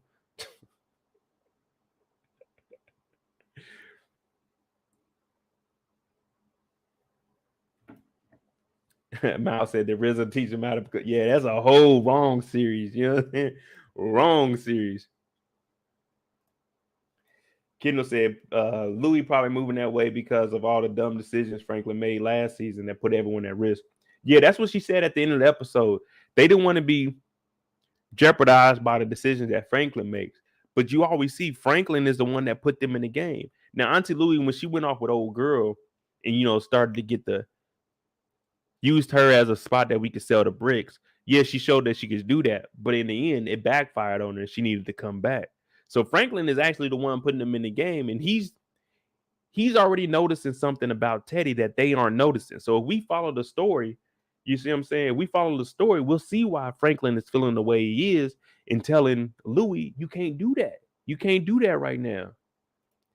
Shout out to Yolanda for that $20. Thank you. I deeply appreciate that. Like, seriously. Thank you. I'm going to give me some wings tomorrow night. So when y'all see me on that Bel Air Live and I got some wings, everyone thank Yolanda because it's going to be a good one. That episode was pretty good too. Thank you, Miss Yolanda Young, for the $20. Now, if we follow the story, we'll see exactly why Franklin is saying, don't talk to Teddy. Now, you remember, well, hell, I can show y'all better than I can tell y'all. Even though we ain't got no sound, that's why the Patreon will be up officially. Next week, I will be having audio and everything. I'm going to be doing a lot on Patreon. So I'm going to drop that link for y'all so y'all can get in there. And we're going to be doing more. When I say uncut, I mean, you know what I'm saying, well, we don't have to worry about YouTube, you know, say giving us copyright strikes. So we'll actually be able to look at it, and I'll be doing breakdowns live on there also. But I'll still keep my recaps on here.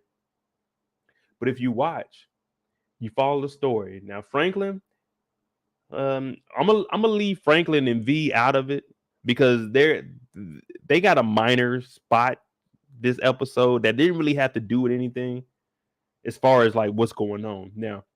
So with Franklin, he's trying to tell everybody, I'll handle Teddy because he's already been iffy on him. Teddy pops back up and Grady goes up missing. Like that, it just doesn't sit right because Teddy's not officially with the CIA anymore. So for him to come and work directly with Franklin, but you're not in the CIA, what's really going on here? You see what I'm saying? It kind of makes you iffy on the whole situation. That's like a police officer saying, I got fired from my job, but you know what I'm saying, let me come over here and do an investigation. Well, first of all, you're not a private investigator, so why would I trust anything that you're saying when I know what you got fired for? Even though he didn't get fired, he actually left. But you see what I'm saying? So what happened? Teddy actually has to sit down because he wants to know. It's a few things that he needs to know. First thing he wants to know is, what happened to my father? What happened to my father? He went to Cuba, but I haven't heard back from him. What's going on here? Nick said that crown creeping up on Mo. It may hit my eyes a little bit, but I can function for at least another 4 hours. Yeah. And I know what I'm talking about too. You know what I'm saying? I'm not gonna get too far out of character. Like, this is gonna be my last drink, but I got my water right here. That's why you see in between each drink, I'm a responsible person. Drink water in between so you don't have to worry about getting messed up like that. Because I don't know, some of y'all might be Teddy in this chat. We got 60 people and only 27 likes. That sound like undercover police to me. So let's go ahead and get them. Oh, 27 likes. Oh yeah, we big tripping. To all of the CIA agents in here, please hit that like button.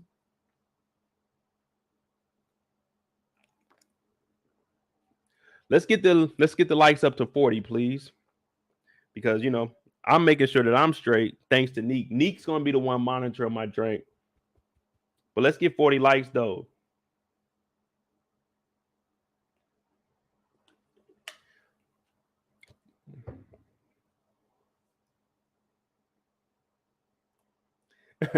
Shut the door said, I ain't moving no bricks on the stream. Nah, you right. I ain't got nothing to do with that. I tried selling marijuana when I was younger. It didn't work for me. Month 2, a nigga got robbed. I said, you know, this ain't the life for me.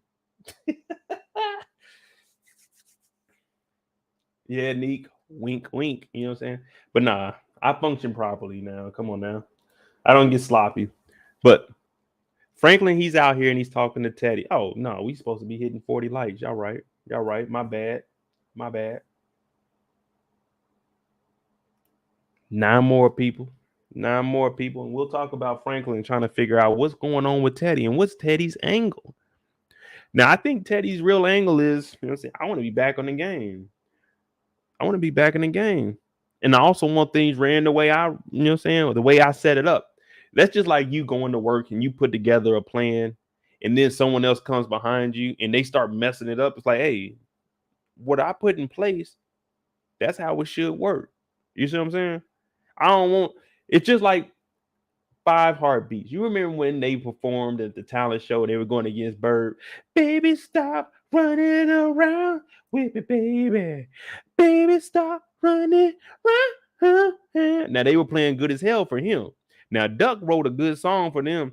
Two wrongs don't make a right. But the piano player was fucking it up. You don't want somebody to mess up what you're doing. So that's how Teddy felt with Grady stepping in. You know what I'm saying? He went over there, pushed him out the way. Doom, doom, doom, doom, doom.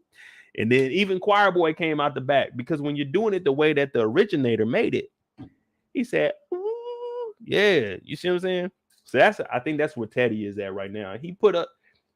He's been running this for 4 seasons. For them to put Grady in place and then not run it the way that he wanted to be ran, I think that's really what hurts him, because he's a hard worker. But he lied directly to our boy Franklin's face, talking about, oh, Alton. But he gave him legit answers, though, legit responses. You got to remember, in 1986, what was going on in 1986 in Cuba? I want to see if you guys know your history. What was going on in Cuba in 1986?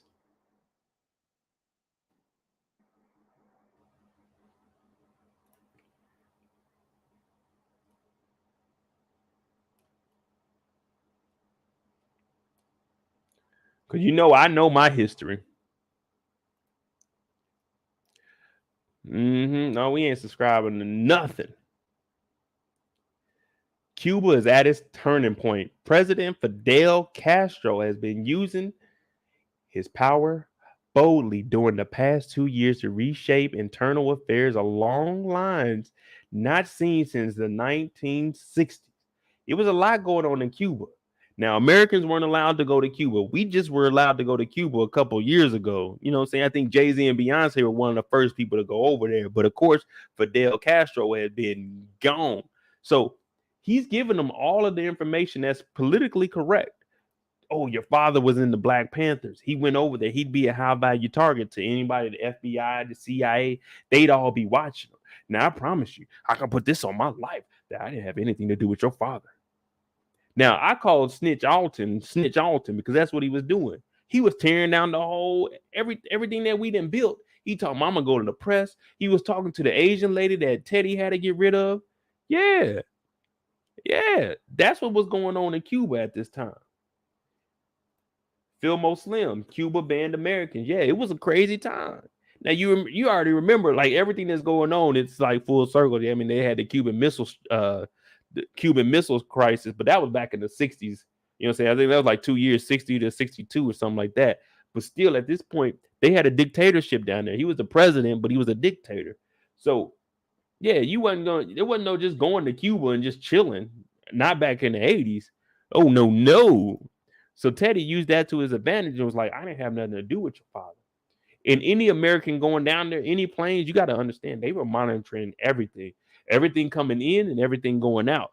Now, America, of course, they knew about everything they were getting, all the weapons that they were getting, but they couldn't stop nothing because it could potentially be, it'd be a crisis. It wouldn't be a war. Like, even right now, what we got going on in Ukraine, it's not a war, people. It's just a crisis right now. They haven't declared war. It's just a crisis. But he's saying, I ain't had nothing to do with that. Now, we know Alton snitch. We all agreed last season we need to get rid of Alton.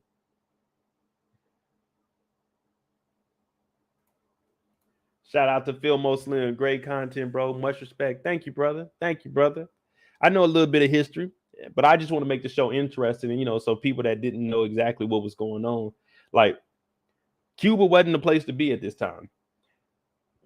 Now, you remember they exiled everybody from Cuba. That's kind of what Scarface was. You remember Scarface? He was from Cuba. And what did he do? They called it the banana boat. Everybody came over here. They had the little concentration. Oh, I won't call them. No, I'm not going to say that. They had the little camps down in Miami. I was going to call them concentration, but they weren't concentration camps. They had the little camps down in Miami where all the Cubans were. That's where all the violence and everything started. So you got to understand, Cuba was not the place to be right now, because Fidel Castro was pretty much saying, if you don't want to be here, then get the fuck out, or we getting rid of you. You see what I'm saying? We don't know exactly what happened to him, though. Alton, he just over there. You know what I'm saying? He just over there. We don't know what happened when Teddy showed up at the end. But you know it wasn't good, because if you at your house, you chilling, you eating breakfast. Cissy set him up too. She talk about, oh, I'm gonna go out and walk. She had that sundress on, you know what I'm saying? Looking all good. Sundress season. We in Cuba. You know what I'm saying? But when you sitting at your desk, you eating your breakfast. Ooh, Cissy put her foot in this. She made him the best breakfast he could for going away. He had the coffee. He had the nice crispy bacon. He had the scrambled eggs with the cheese on the top, a little bit of black pepper. Ooh, your last meal, you eating it. You reading the newspaper and you turn around. Now, we all black in here. I mean, if there's white people in here, you won't understand what I'm about to say. Well, you could if I reverse the roles. But if you're a black person, you eating that breakfast good too. Your girl just talking about, I'm going to be back and go out for a walk. Ooh.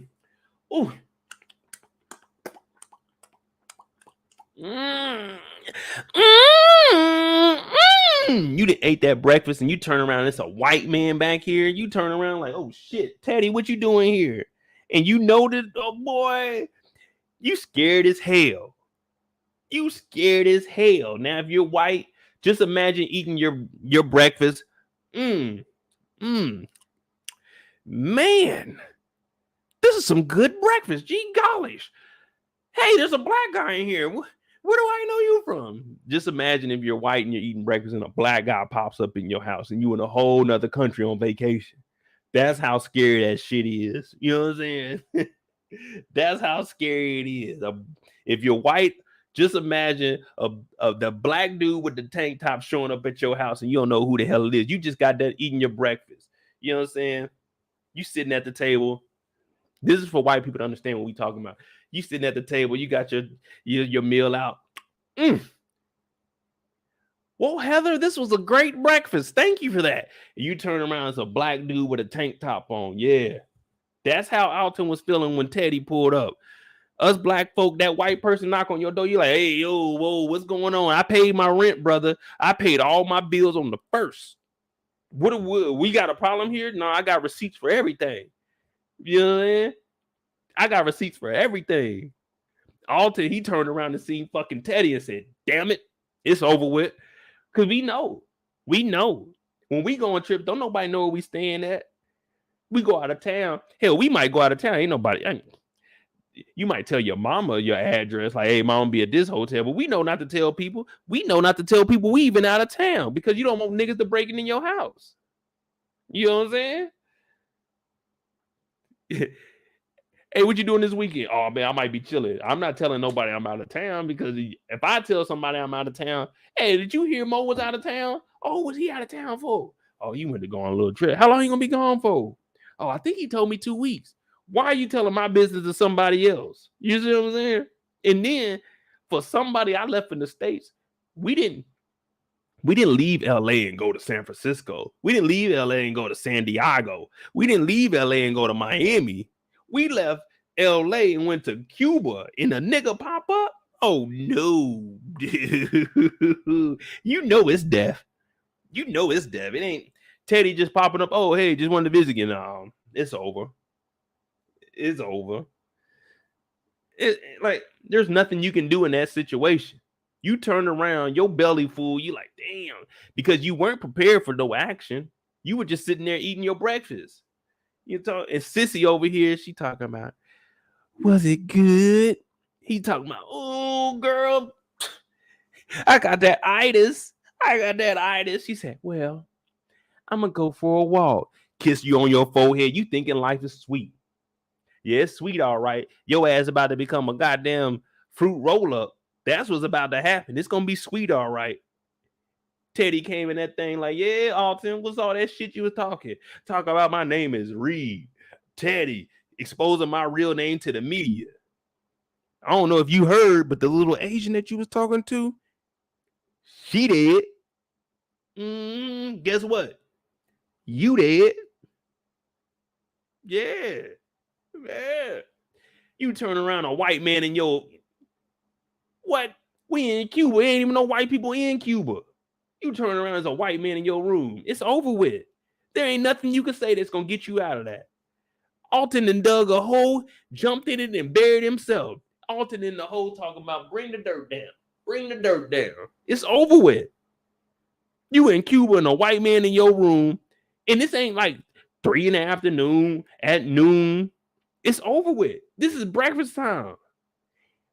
Anybody that shows up to your room that early in the morning, it's about business. You go to a hotel, you ain't paid your credit card on file, and then they try to run it the next day.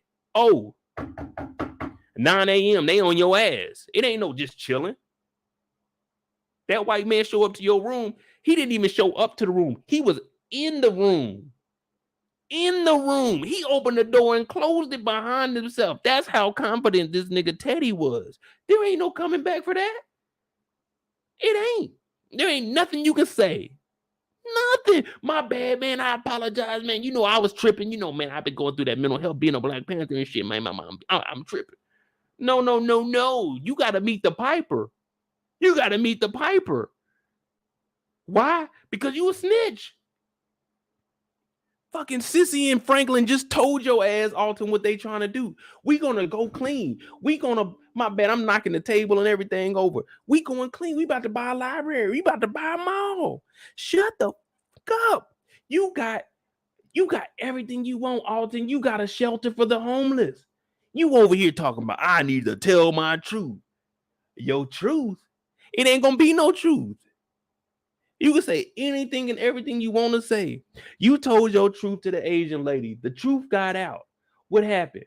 Teddy got rid of the Asian lady. Teddy got rid of you. And now Teddy is back in the goddamn dope game. On top of it, telling your son, nigga, the bricks is still 10 a key. I don't give a what you talking about with Grady. Grady? I got rid of Grady, a CIA agent. Teddy don't give a damn about what the hell Alton is talking about. My bad, man. You want some of this bacon? No, we about to turn you into bacon because I'm about to get some of that motherfucker skin off that ass. Pause. It ain't no coming back from that, Alton. It ain't no coming back. He's sitting in there eating breakfast. Golly. Man, I tell you. Y'all know how it is. When they come and evict you from your house, when you watch all these shows, oh, we got evicted because we couldn't pay the rent. They don't do that shit at 3 in the afternoon. They come to your house at 7 and 8 in the morning. We want it done by noon. And you in Cuba, they don't give a damn. In 86, well, let's say it was 85. In 85, Cuba ain't doing, the police force ain't looking for no investigating on no murders. Your ass is gone. It's done. And Cissy over there big kicking it. Hey, move that shit out the way. Like, she over here kicking it. She done made you breakfast and put on a sundress. You didn't even get none before you left because the night y'all first got there, she was, I'm too tired. That's because her and Teddy, the white man, already had the plan to get rid of your ass the next morning. And your sucker ass just, man, I snitched. My girl, she held it down. She loyal. Ain't nobody loyal in the dope game. And you wasn't even in the dope game. You was snitching. It's one thing to be a civilian and snitch, but nigga, you were reaping the benefits of the dope game. You living in the houses, you driving the cars, you got the shelter. You can't snitch. You a Black Panther. Black Panthers don't snitch. And you told. You went and did a whole fucking interview and talking about, yeah, I forgot what the Asian lady was, but it don't matter because she did. He talking about, yeah, man, Teddy, he worked with the CIA. He didn't snitch on local PD. He didn't snitch on LAPD. This nigga told on the CIA. Yeah, man, the government, they bringing in bricks and they supporting the war in South America. No, nigga, you don't do what? You don't tell nobody nothing. You don't tell nobody nothing. The fuck? Alton put himself in that situation. Now Frank talking about what my daddy do. It don't matter what your daddy did. You were trying to get rid of him. I did what you were supposed to do. You Louise. Filmo Slim says snitches gets no. In Snowfall, snitches get the pine pox. It ain't no stitches. It ain't no coming back for this. I had stitches in my eye. I ain't no snitch. Snitches don't get no snitches in Snowfall. I keep mixing the words up. Snitches get the pine box. Teddy came in there and snitched his ass up. All right. I'm talking about from the bullet wound to the back of the head to the front. Stitched them up. Kendall, that was just a rant. That is not anything to do with the crown. I told you guys I can handle my liquor and I will not get on here and acting a fool.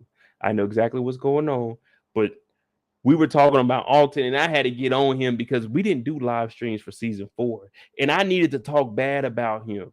Because if you remember, no. It has nothing to do with the crown. The crown is straight. We good. But if you remember, Alton plays those roles. What was Alton in Paid in Full? This man went and killed AZ. Well, he tried to. He killed AZ's homegirl. Yeah, he played those roles. I had to get that off my chest. He ain't been right since. And finally, somebody got rid of him. That's 2 times he didn't got. 1 by Cameron, a.k.a. Alpo, and then 2 by Teddy. He said the permanent holiday vacation. OT, yeah, Cissy is still alive. If you remember last episode, he actually called his mom because he was trying to tell her that V is pregnant, but the phone was going in and out. So his mom is still alive.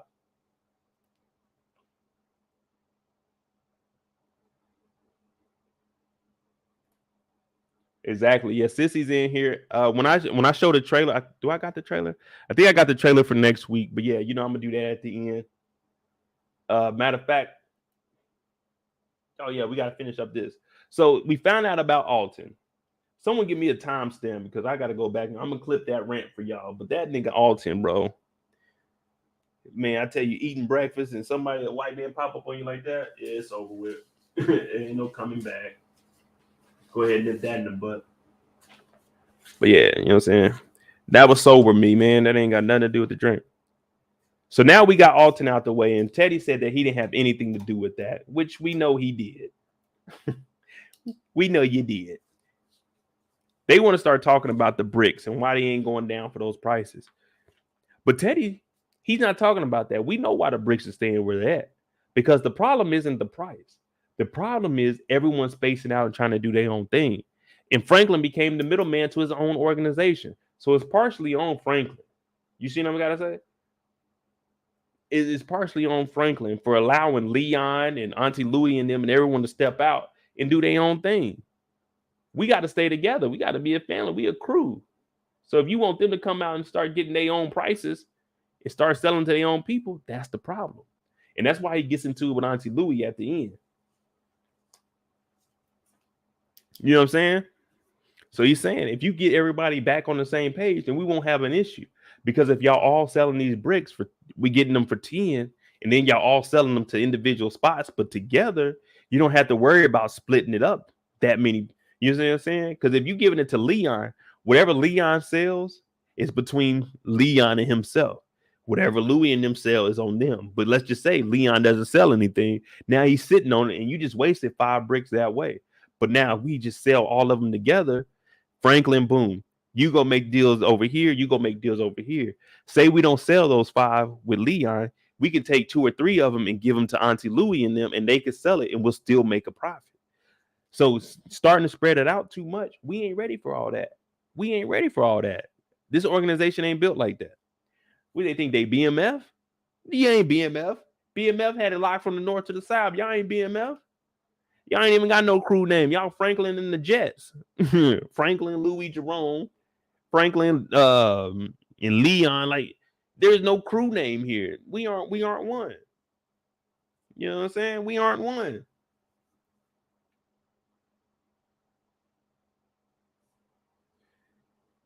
Y'all gotta pay attention. You gotta pay attention. The math ain't mathing. You know what I'm saying? When I'm looking at it, I'm doing the numbers. Okay, so Leon's only moving 2 bricks a week. Louis and Jerome, they over here with okay, they got 6. Wait, we still got 4 that we ain't sold. Come on now. Leon, give me them bricks. I'm gonna give them to Louis and Jerome, and we're gonna make that happen over there. You see what I'm saying? You see what I'm saying? That's like saying Walmart. You go into Walmart, you got your personal hygiene over here.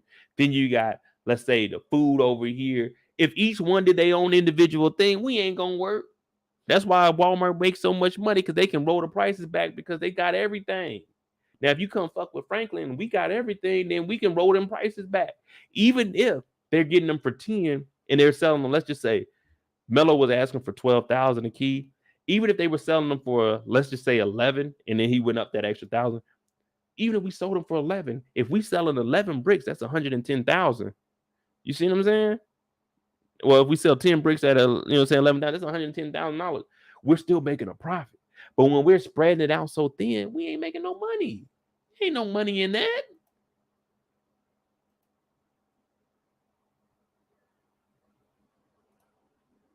Frank Satan, the Hood Supremes. Man, I won't even call them Supremes yet, man. They ain't putting enough work like that.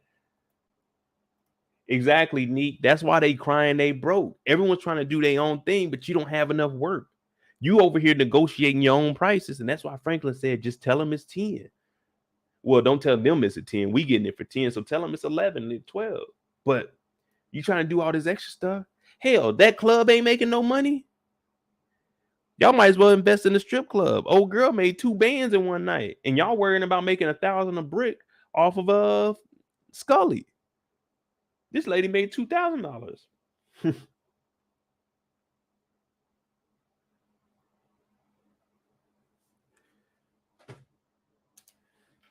But at least Franklin stood up for himself. At the end of this meeting, he did tell Teddy, look, don't you show your ass up at my house no more.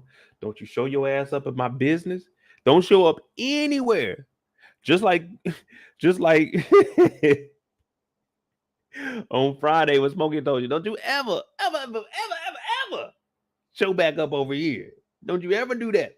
Franklin was already iffy, but this is just the beginning of Franklin catching on to what Teddy is doing, because he's listening to Teddy, and it doesn't sound like that same partnership that they had. You know what I'm saying? It doesn't sound like that same partnership. Now, Teddy did tell him, I'm all the security you need, because he told Franklin, you got to start moving by yourself. So Franklin, he's trying to isolate him, but Franklin's thinking, oh man, I can't be out here by myself like that. He got to have Peaches with him. Peaches is his right-hand man. And he's telling him, hey, are you good to meet up with Gustavo? Had to make sure Teddy wasn't behind me. You know what I'm saying? Every now and then you got to check and make sure that white man ain't behind you. Just like you be at work. Hey, a more like, God damn, bro, what you want, boss? But he was asking him, is he ready for that? You know what I'm saying? To meet up. We already seen Teddy went back to the office and he was starting to reminisce. You know what I'm saying? And the reason I'm on Crown tonight is because Teddy was on. Well, not Teddy. Grady was on. You see it? You see it? And let me look at that bottle. Something don't look right, because okay, that's the Crown. That's the Crown. You know what I'm saying? That's why I was on Crown tonight, because I seen it in the episode. I said, you know what? I'm gonna drink that tomorrow night for the people.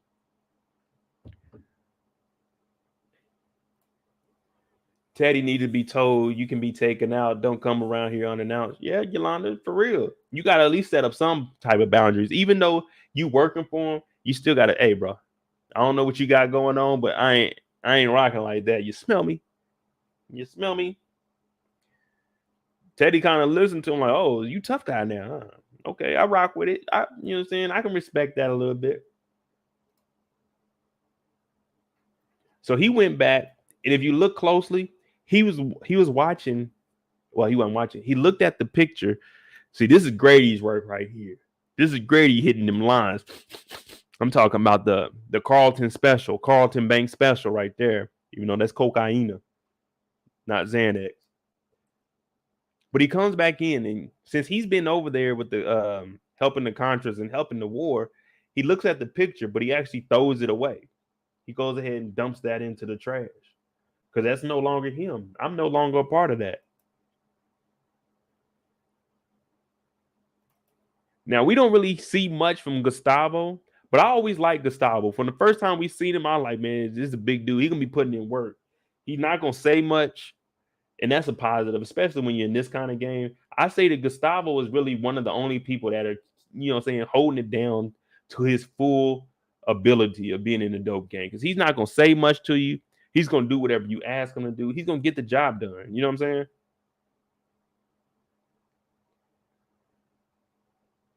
And that's what you need, really.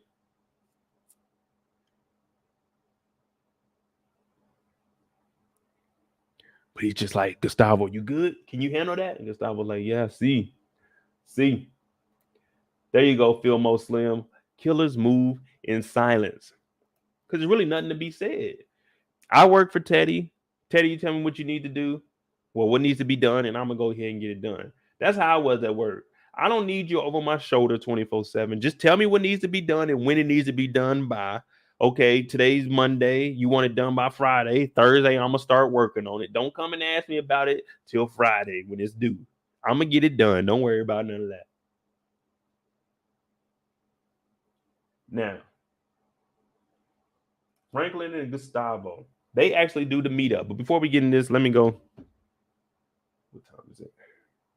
7:50. I'll be right back. Make sure you guys hit that like button. We got about 70 people in here. You know what I'm saying? Hit that like button and I will be right.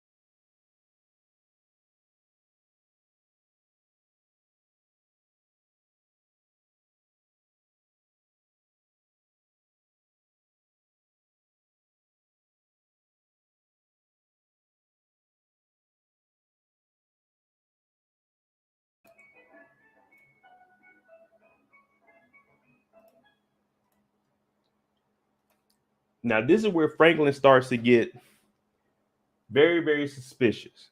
Now, first of all, we got a new drop. We don't ever do the drop here. I don't know where we at. We got the little silos over here. It just doesn't make any sense. Franklin's even looking around like, all right, it's an abandoned spot. I get it. But if Teddy is supposed to be security like he's security, we shouldn't have no problem doing a regular drop in the middle of LA. There shouldn't be any reason we got to come out here to do drop stations. You know what I'm saying? Why are we out here? What we out here for? Now, you see, he starts talking to Gustavo and he's asking him, hey, did you know Teddy was coming back? What happened to Grady? Is everything good? Gustavo doesn't really do too much talking. Now, I want to know where Teddy had this microphone at, because it didn't look like he had any satellites or like antennas, not satellites, but any antennas up in the room.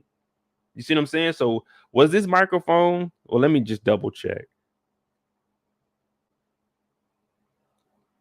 Because I want to know where this microphone was. He's up here looking. Yeah, because I didn't see him with any equipment. So I don't know where the microphone was. But Teddy was basically spying to see what Franklin was on. Because when Franklin called him out, you see what I'm saying? Franklin, hey, don't show up at my place of business. Don't do any of that. Like, he's like, all right, I got to watch Franklin.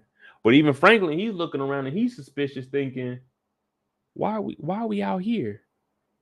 You know what I'm saying? Why is it just me and you, Gustavo? Very, very interesting. You know what I'm saying? Like, what's going on? Now, once he gets suspicious, that's where he changes it up, because he was asking about Teddy. But now he's thinking, this might potentially be a setup. So let me watch what I say. oh, Grady was messing things up. Because if Teddy is listening or watching, you don't want him to hear you talking like, oh man, I don't trust Teddy or anything like that. Because he looked, and he was like, oh yeah, Grady was messing things up anyway. I mean, Grady was, but I mean, Grady was giving us that, you know what I'm saying, the things for the LO. Because he doesn't want Frank to know he's working with the CIA, not for them anymore. And because if Frank finds out he's at the same level as Frank, he's scared Frank will kill him. Yeah, I can see that. I mean, he has a little bit over Franklin though, just for the simple fact that the old boss was like, all right, I'll bring you in. Now they don't know what the hell happened to Grady. We haven't even heard anything about Grady. Like someone should have notified Teddy, hey, your contact, Grady, you know what I'm saying? The CIA agent, we haven't heard from him. Teddy like, fuck that. Them bricks back up at 10. I'm back in the game. Kendall said, I wish they give Gustavo more screen time, though.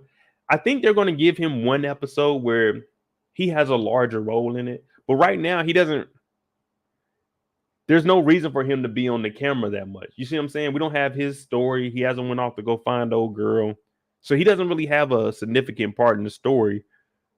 But I could see them maybe like episode 6. We'll probably get at least 20 minutes of Gustavo. You see what I'm saying? Because as of right now, they're still trying to build up the storyline for season 5. And Gustavo is just doing drops. Teddy is back now.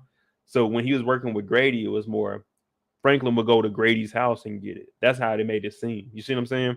So Gustavo, all right, he'll be working with Teddy a little bit. Maybe he'll start to see things in Teddy that Franklin is starting to notice. And he's, you know what I'm saying, distance himself. But as of right now, I don't see anything for Gustavo doing nothing.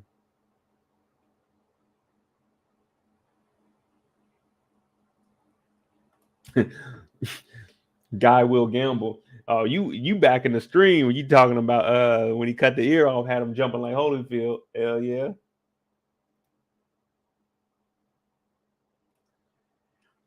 Filmo Slim said they have trailers that have Franklin and Gustavo doing missions together. Yeah, I think once we get a little bit further on, we just had to develop the story. You see what I'm saying? But we do know that Teddy was up here spying. Mm-hmm. Talking about, ooh, let me hear him say something down there. Let me hear him say something down there. But Franklin played it smooth. Very, very smooth. He said, oh, yeah, Teddy, he's messing up. We don't want to work for him. But we got the drop, and we good to go. We good to go. What was next? We got that. Oh, after this, of course, Franklin ain't no dummy. He brings Thing 2 with him. I just call her Thing 2 because she's the shorter one. And I don't really think there's any reason we should really know their names. I mean, I forgot. I put the names in the recaps last season, but I told y'all sometimes I just like Franklin's girl, it's like Verner or something like that. I just call her Miss V, Franklin's girl. We don't really need too much information on the hitter. This is Thing 2. You know what I'm saying? A little one. But she want to get in the investment game. You know, you always hear people nowadays, oh, I'm going to get my real estate license. Hey, I'm getting the real estate. Yeah, okay. What you going to do in real estate? Yeah, I'm not thinking about buying and flipping. You ain't got no money to buy and flip, so how you going to buy or flip? Well, you know, man, I'm going to try to sell my first house. Nigga, it don't work like that. In the market that we in right now, trust me. You, an unexperienced realtor, you might be lucky. You might be the 1 out of 100 that could sell some shit, but you ain't selling the damn thing. I'm just gonna be honest with you. I don't want to ruin dreams. I'm just living a realistic lifestyle. Hell, even I can't sell one of my houses. I got somebody renting it, but hell, I can't sell that. It just ain't the time. But right now, she talking about I want to get into real estate and into, you know what I'm saying, developments. Now, this is a true development here. This isn't real estate. This right here is nothing that the regular person off the street. They complain about putting their kids in school and the dope money ain't that good. They can't buy nothing out here. This is just a front for Franklin to actually come out here and have someone with him in case something went down because he wanted to actually investigate this place.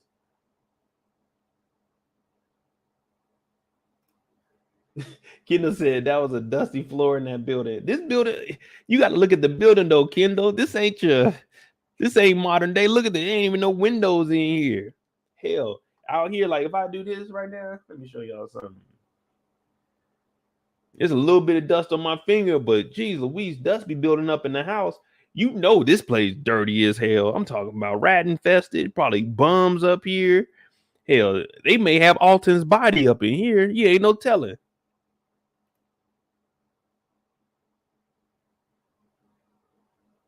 Nick said you're getting flipped in this economy. Yeah, you're getting flipped.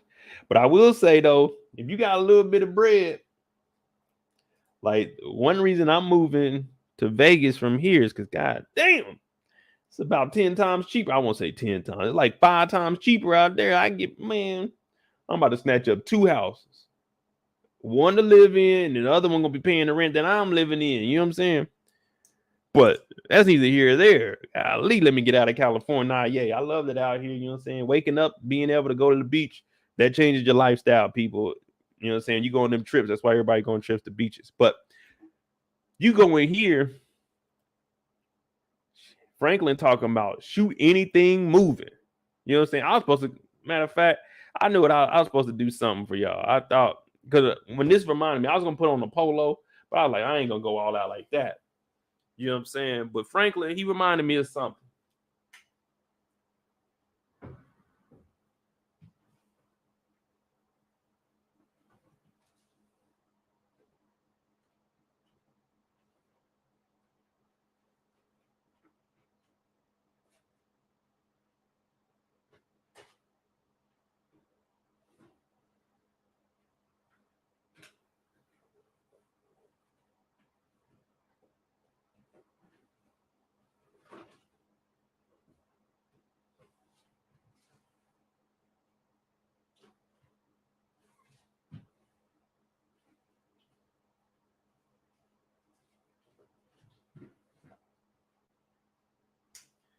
I couldn't find it. Y'all lucky. I was going to get my pager out. I had a 2-way too. Shout out to Tanika. RIP. Love you, sis. Yeah, she got me a 2-way pager back in the day. You know what I'm saying? Y'all might be a little too young for that. I'm old school. You know, 2-way on their ass. But he told Thing too, look, if you see anything moving in here, shoot it. Now you see when he went up in there, he already had his gun out. Yolanda thought I was gonna do. She thought I was gonna do the clothes and like no. Ain't no clothing changing tonight, man. I'm too lazy. Well, I am gonna go take some pictures after this, but they go up in this building. Franklin looking around like, damn, this is a nice ass warehouse. This is a nice warehouse. Be a blessing. We're gonna get on V. She said, I still don't trust V. It's something about her I haven't figured out yet. Where she come from, and she knows too much. Exactly. That's what I was saying. When they were making that business proposition, since we talking about real estate, when they were making that business proposition, talking about we need $10 million, I would have said if Franklin presented this to us, then yeah. But V, we don't know your ass. Talking about you want $10 million. I don't know if you heard or not, since you know everything, V. Franklin ain't dropped them prices to 9,000. We ain't making no money. We are fucking even. We just went to Scully's house. Let me tell you something, V. Have you ever seen a nigga ear chopped off? Because if you ain't seen one, I don't want to hear nothing. All I hear from you is Franklin, protect the family. Franklin, do this. Franklin, do that. No. We ain't giving you $10 million. Now Franklin gets up in here. You thinking, man, this is a nice ass warehouse, though. You know what I'm saying? Like, damn, I might have to invest in this. And I'm looking at it too, like shit, Franklin, what we putting in on it? You know, I can cough up like $2,500 right now, Franklin. Holla at your boy. But Thing 2 don't even know what we doing up here.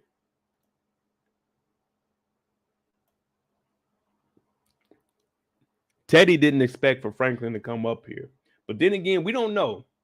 I don't know if Brillo's in here, but I was watching on his channel. He was asking, who do y'all think is smarter, Teddy or Franklin? And I was thinking, as far as street smarts, I give it to Franklin. But overall intelligence, I'm going to go with Teddy just because he has real intel and he's really doing things outside of LA. Like Franklin, he might make some trips or whatever, but Teddy's been doing this for years and he has actual facts and data and put in front of him. You see what I'm saying? But this here is sloppy. He's walking in here. He left footprints. I had to make sure I screenshot this because he left footprints in here. Now, I don't know if this was to let Franklin know that, hey, I'm watching you, or he was just being sloppy and didn't think Franklin was smart enough. And I'm thinking it's option 2. He's underestimating how smart Franklin actually is. So it's little things like this that you got to look at in the episodes because it might backfire. Franklin might bring up, I know you was watching me. And he's like, I don't know what you're talking about. He said, no, I seen your footprints up in the warehouse. I seen little pieces of paper. So I don't know. I don't know if this was intentional or it was Teddy being sloppy. But I'm assuming that it was him being sloppy and just, like I said, underestimating what Franklin had. But like I said, when I pointed it out, Franklin noticed that this situation wasn't right when he was looking around and he switched it up and said, oh, you didn't know Teddy was coming back? Okay, cool. Well, yeah, well, Grady was messing up anyway. Teddy is a better fit.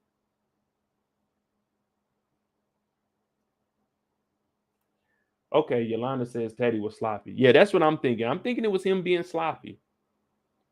Oh, Franklin ain't going to think to come up here and look up here. Shit, little did you know. And look at Kendall. She talking about the dust on the floor. Come on, Kendall. This is an abandoned warehouse. Ain't no one been in here, man. Come on now.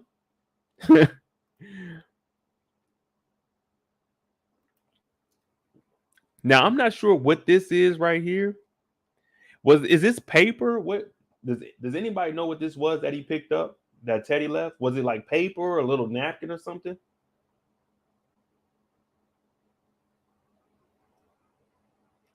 Philmo Slim said Franklin was being nice by bringing them in on their deal because Franklin said he can put the money up on his own. Oh yeah, you talking about with V? Yeah, I mean that's what he wants to do. Franklin's gonna look out for everybody. I mean, of course, he wants things ran the way he wants it ran. Yeah, keep in mind Franklin was supposed to go to college the first season, so he know Frank has the potential but he doesn't know what he's truly capable of. Okay, yeah, I could definitely see that, Philmo. So we all agreeing that we think Teddy was actually being sloppy here. Yolanda said it looked like crumpled up paper. Yeah, I wasn't too sure what it was because he didn't open it up. He just picked it up. So I'm guessing he's looking at it thinking, why would this paper just randomly be here? But when he looks out that window, though, he's like, this is exactly where I parked at the other night. And you hear him say, fuck. Teddy was spying on him the whole time. But could we really call it spying when it was really, I mean, it's my drop. It's my drug. So is it really spying if I'm watching the transaction that I set up go through? I mean, of course, he wanted to hear what he was saying, but can we really call that spying? That's like sending your child to the bus stop and looking out the window and watching them. It's your child. Like you got all rights to do that. You know what I'm saying? Like, am I reaching? Am I reaching with that? You see what I'm saying? Like, was this really spying on him?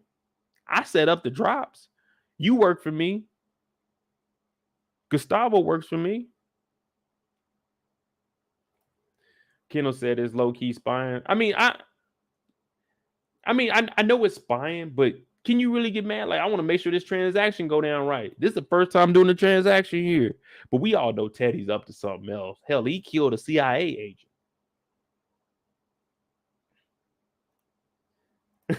Philmo said it's shady, not illegal, but morally wrong.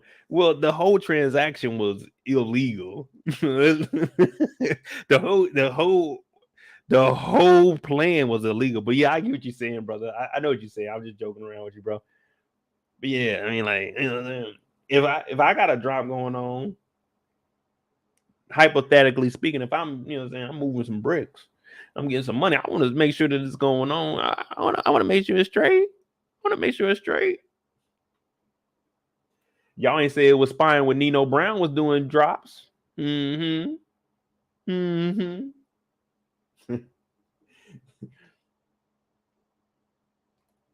I ain't mad at Teddy. It's a lot of product and money being exchanged. Yeah, and not only is it money being exchanged, this is the government's money and dope.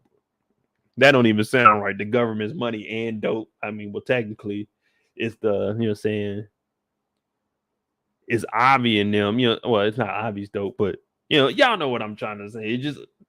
It's a lot of money to be accountable for. You know what I'm saying? Like When you go, even in the military, when they checking out weapons, they account for every single bullet. If you turn your weapon in with less bullets than what you checked it out with, your ass is in trouble. I don't know, man. It just Teddy spying on him. It kind of makes you think like, hey, that trust really ain't there.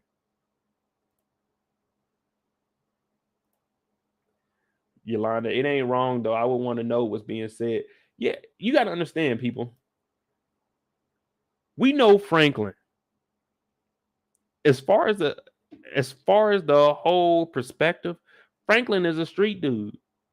Franklin became the middleman in the organization while Teddy was gone. At the end of the day, he's a nigga dealing dope. Can we really trust a nigga dealing dope? Y'all give me a scenario where there's a black guy selling dope, 10, 20 keys.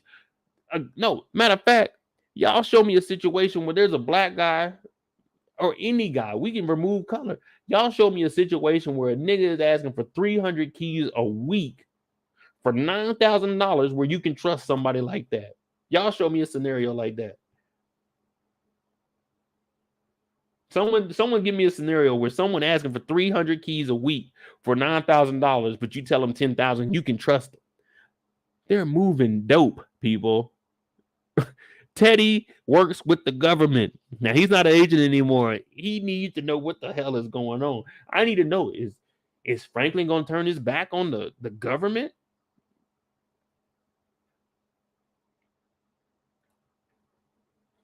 You trust people to be who they are? That's what Teddy is doing? Yeah. Franklin is a street dude. How much can we trust him? Because Franklin killed his own boy. We ain't forget about Kevin. Franklin killed his own boy. What do you think he'll do to somebody like me? And he already told me I can't show up where he ain't expecting me. Oh no, I gotta. Nope. Now I've never. Well, I used to be a supervisor, but I was never a supervisor in the military. But you know what I'm saying? They were like, "Hey, what are you doing this weekend? Let me know where you're going, because if you get in trouble, I get in trouble." So I can see where Teddy's going. Like, imagine you're undercover or you're a CIA agent and you got 300 keys and you trying to make it. Well, that wasn't 300 keys what they did. Ain't no way they moved 300 keys in one bag. But let's just say you got 10, 15 keys and your job is to make sure that all of this is accounted for, because nigga, we watching you, so you need to watch the people. Like, come on now. Double back said RIP to Kev. No, I agree with you, Philmo. Kev was an accident, but I'm just saying he still killed his homeboy. So it's like, all right, he shot his boy. He shot Kev in the back too. That wasn't really no accident. It's one thing to try to stop Kev, but he shot him in the back. So, I mean, that's a whole different thing there. Also, Franklin is really trying to get out the game. Yeah, Franklin's trying to go legit. And I think that might be a blessing. That might actually be it, because without Franklin, Teddy doesn't really have a solid connect. Well, I won't say a connect. He doesn't really have anybody that's going to distribute what he has, because he goes directly through Franklin and they built up a good relationship. So yeah, he just wanted to make sure, oh, is Franklin trying to get up out of here? What's Franklin's plan? Is he going to turn his back on me? Oh no, I'm with you, double back. Franklin had to do what he had to do. Also, Philmo, yeah, I agree with you. He had to get rid of Kevin because Kevin was about to potentially start a war. But in this case, Teddy's doing his job.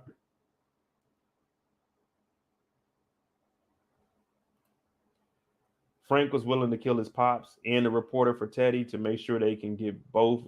Oh yeah, exactly. Hell, I know some of y'all in here supervising, y'all done wrote people up for being late to work. Let's talk about it. Because I know some of y'all done been late to work.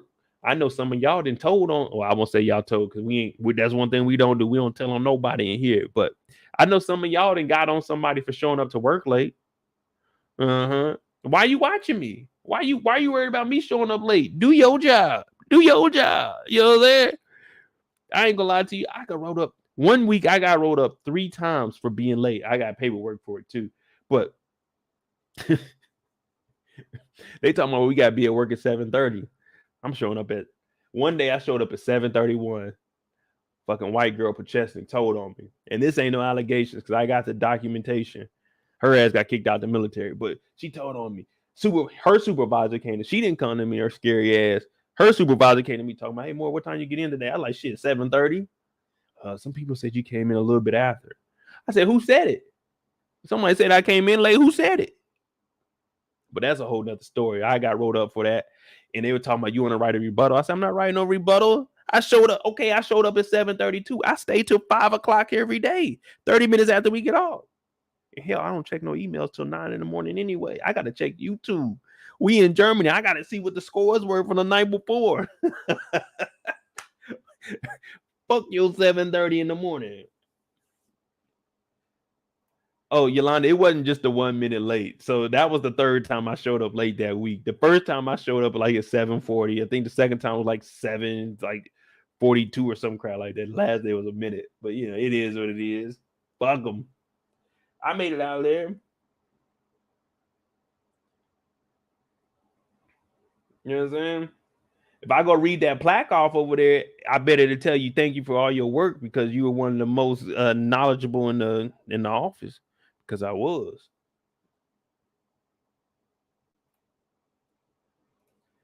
Everybody know the first hour of work not legit. The first 2 hours. Man, I show up to that. We all know. Just like you look at this. When they get to work, from Teddy and them, what happened? What happened? Let me show y'all what happens when they get to work.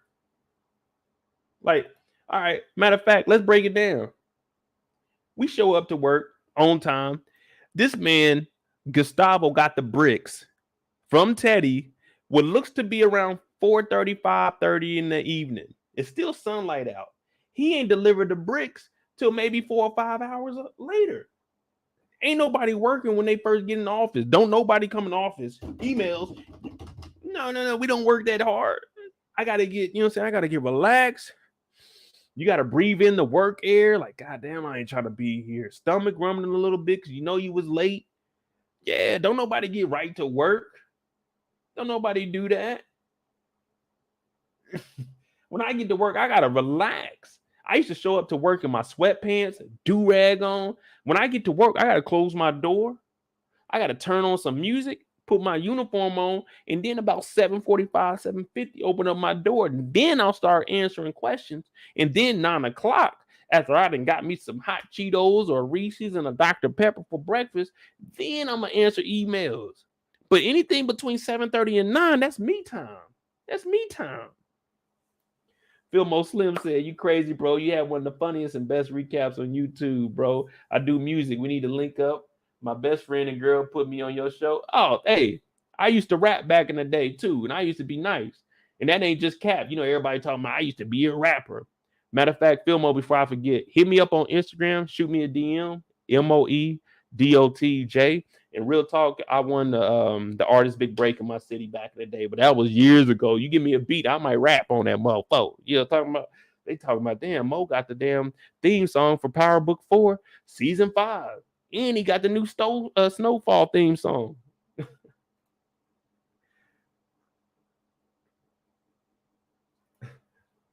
Where's it at? Be a blessing. Man, we over here talking about the workplace and we comparing the workplace to the dope game. But yeah, Gustavo got the bricks at 4:30. He ain't drop them off till 10. You can't tell me, what was he doing? He was at the house chilling. You know, Gustavo don't do nothing. He went home, checked on the kids, picked them up from school. He's sitting at the house, probably drank a beer. He ain't doing nothing.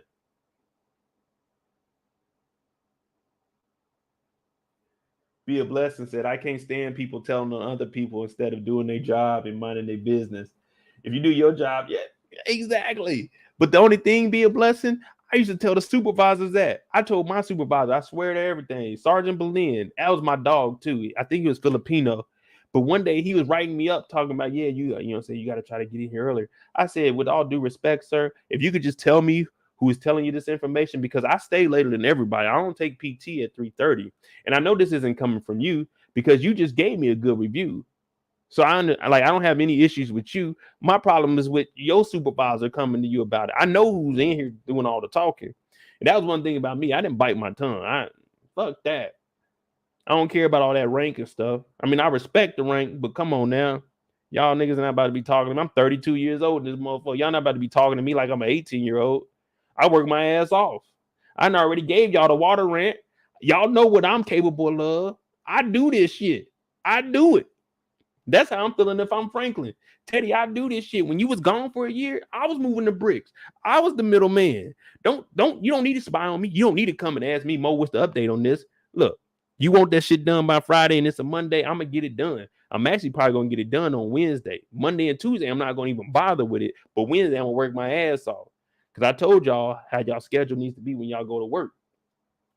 On Mondays, you don't do shit. Monday, you go to work, you chill. Tuesday, you work your ass off. Wednesday, you work your ass off. Thursday, you prepare for the weekend. And Friday, you don't do a damn thing. You just go to work and you there. That's how I live life. If anybody wants something done by Friday, like on Friday, they out there fucking mind. Ain't nobody working that damn hard on no Friday. It's Friday, the day before the weekend. We should be getting released early. That's what we should be doing. You talking about, hey, work hard, y'all. It's Friday. Yeah, well, on Fridays, we should be leaving early. Just like this. You see? Okay, yeah. We're just going to go to the end to where we talk about Franklin confronting Louis and them about everything that he got going on with Teddy. Now, we already seen exactly what Teddy has been putting Franklin through. You see what I'm saying? Teddy has been putting Franklin through a lot of stuff. All he wanted to know about his dad. And Teddy lied to him the whole time. Oh, man, I ain't had nothing to do with your daddy. No. You did have something to do with my dad. You the one that told him to go to Cuba. I can't fly into Cuba. I don't have those kind of connections.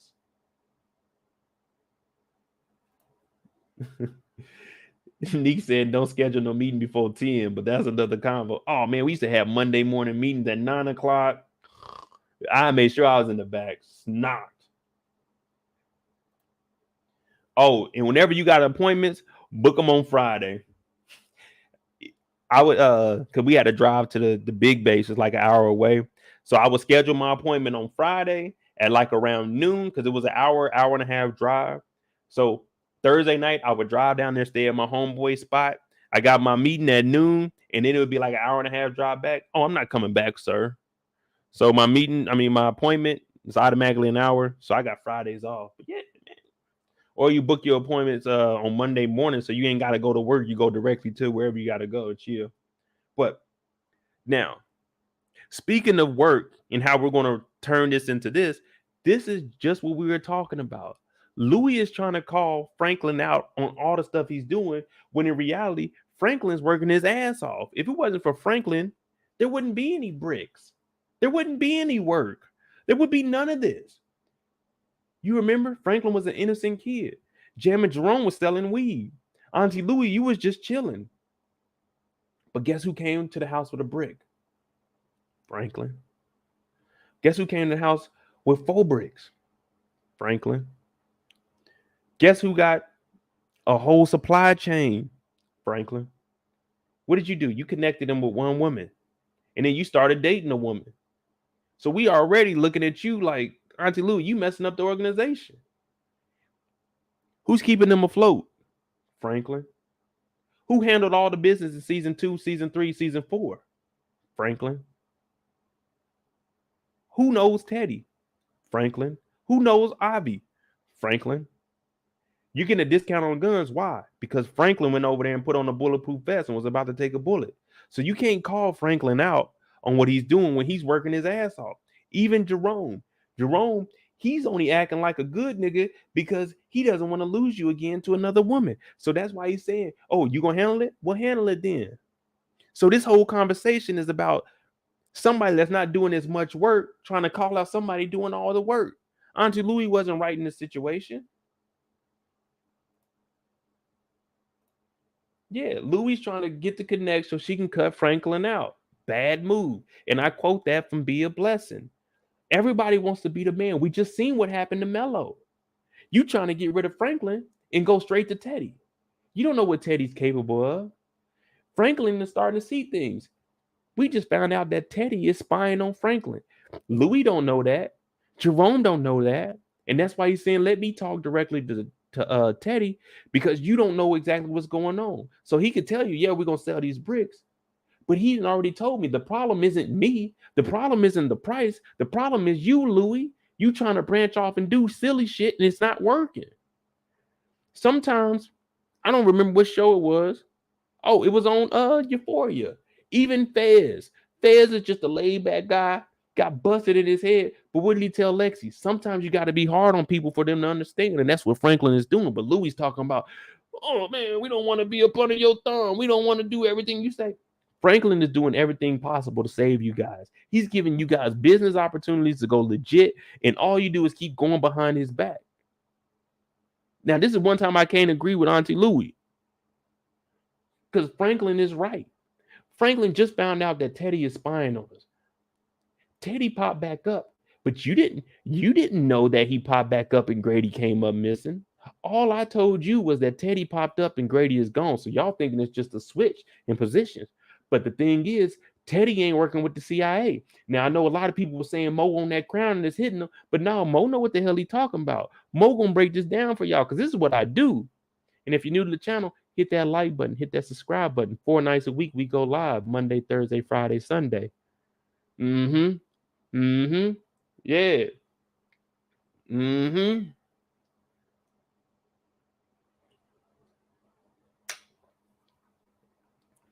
Neek tried to call me out on that crown. No. We don't get sloppy out here. We working. We on the clock. Yeah, Philmo. We know what we talking about. I do this.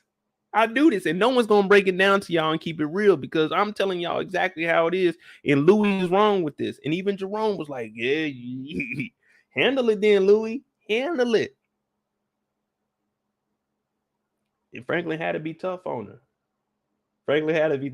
Hey, y'all, look at Neek. Everyone give a round of applause to Neek.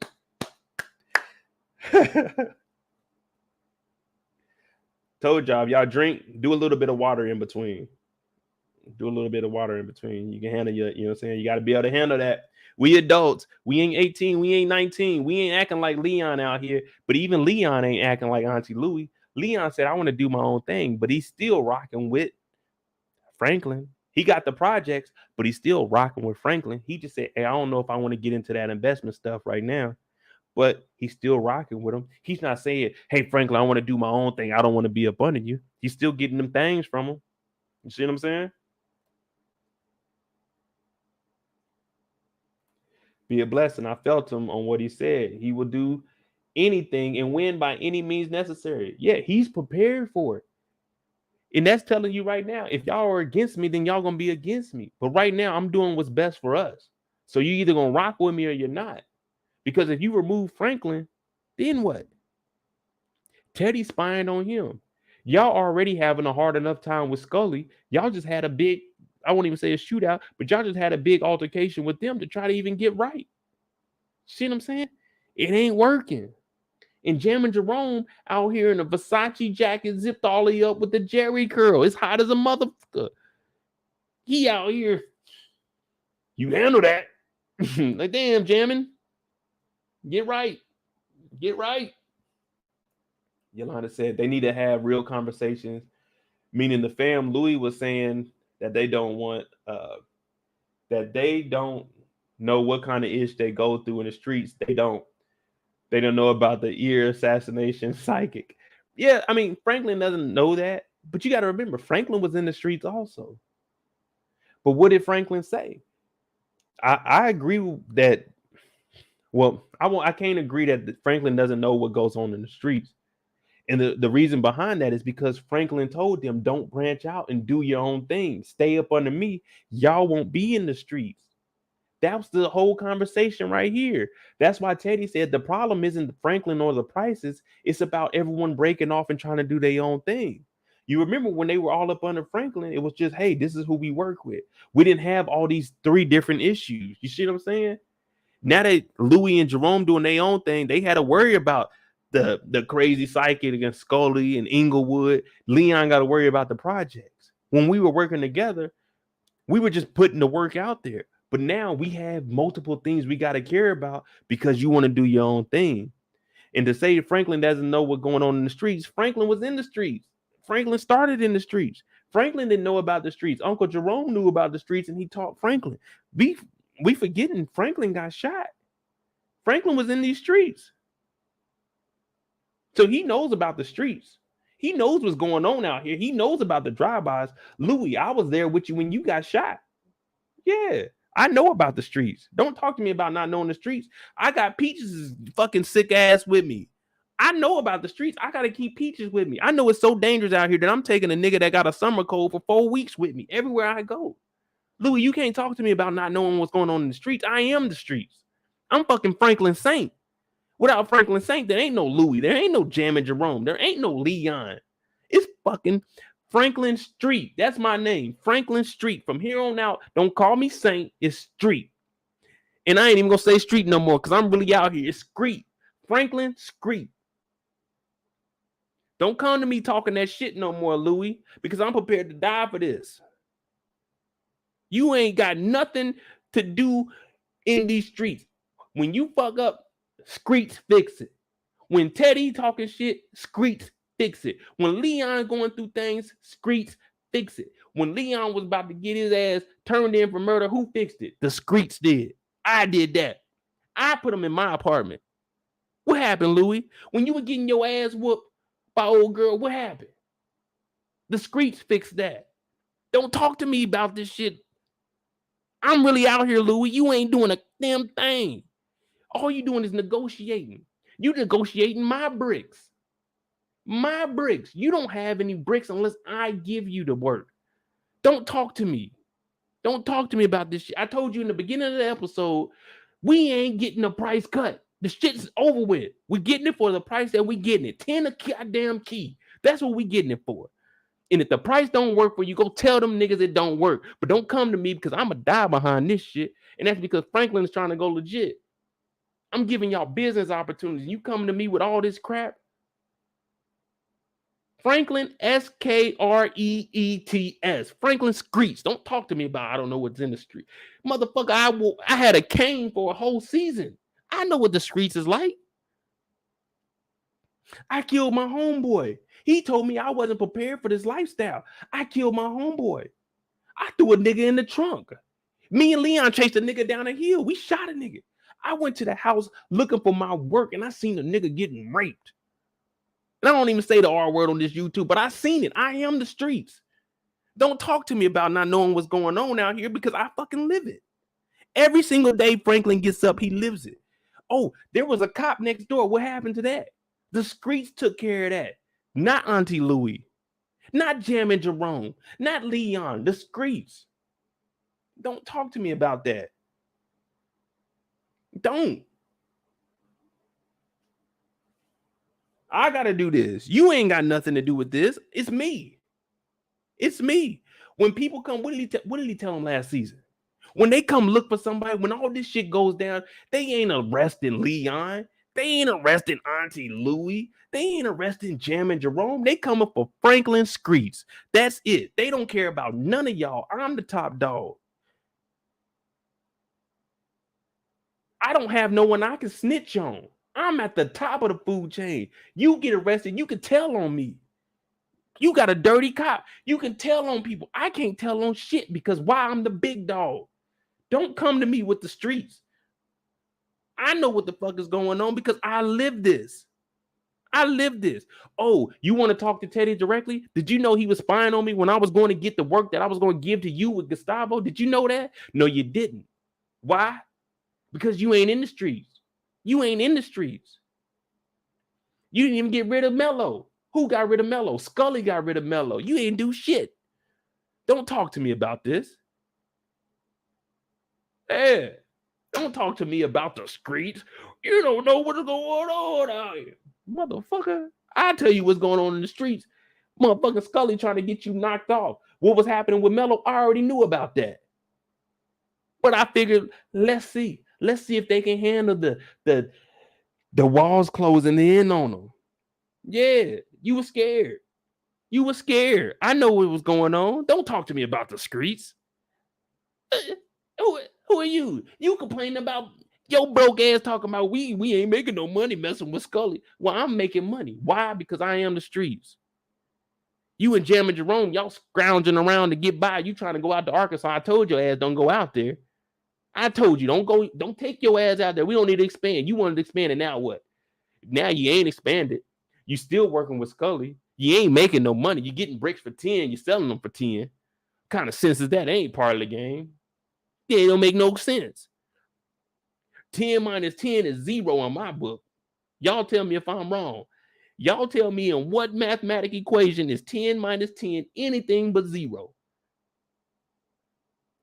Yeah. It ain't. It ain't. Now we meeting at the gas station. You got a BMW. And this motherfucker take diesel. What you gonna do? You can't do nothing because you ain't making no money. And I heard about Buckley over at the club. Why are you dealing with a crooked car? What y'all got going on? See, that's the difference between me and you. You dealing with fucking LAPD. I'm dealing with the CIA. We ain't the same. We ain't the same. I'm in the streets. You on the sidewalk. You ain't even in the game yet. You ain't even in the game yet. Talking about we don't know what's going on out here. Well, let me tell you something. I'll tell you this. The LAPD ain't going to be the ones looking for me. Yeah. You taking state charges. I'm doing federal shit. I got a fucking plane in the hangar. What you got? Y'all got this one BMW that y'all done drove around to every meeting y'all done been at. You talking about the streets. You don't know what it's like out here. I know what it's like out here. I'm the one that put you in the game. Jam and Jerome, when I went to y'all house, don't get me wrong, I got respect for Jam and Jerome. Uncle Jay, he was selling weed. I sold one brick and made more money than he made in the last 3 months. Talking about the streets. You out your boy. Boy, I'm glad Franklin told her that because I was a little bit upset. I really didn't look at it like that until we got on here and we actually started talking about it. Louis really is hey, that's ungrateful right there. That is very ungrateful. This man is providing an opportunity to y'all, and y'all talking about, you don't know what it's like out here in the streets. Yeah, I saw that. That's because your goofy ass is making deals with a nigga named Melo, number 2 in charge. You ain't even dealing with the boss. You scared to talk to Scully. How you out here? You got bricks. You talking to the second in command. He talking about, now you got to go talk to Scully. Oh, you don't want to talk to Scully. That's how scary your ass is. When Franklin was into it, who went and talked to Man Boy? He didn't have Leon go and talk to Man Boy. He talked to Man Boy. How you over here? You ain't even, you talking all that shit. Oh, Scully, we ain't got him for the right price. Can you tell Scully? No, you tell Scully. You the boss lady. You want to be the top dog. Go do it then. Go do it then. But when it was beef with Man Boy, this man Franklin with a goddamn cane pulled up with Leon and was like, "What's happening? We got an issue. Let's talk it out." You scared to go over there? Yeah, you scared to go over there? Yeah. Y'all acting like I don't be paying no attention. I be knowing what's going on. I don't like when people be talking that like, "Hey, Louis, you my girl." You know what I'm saying? You with Uncle Jerome, so I, you know what I'm saying, I can't shoot my shot. But hey, you ain't gonna be talking to Franklin Street like that. You're not gonna talk to Street like that. That's it with that, y'all. That's it. I'm about to open up the lines real quick because I got, you know what I'm saying, it's about 9:00. Oh, we got like 20 minutes. All right. I got y'all. Yeah. I didn't think y'all was gonna get no rant out of me, man. But damn.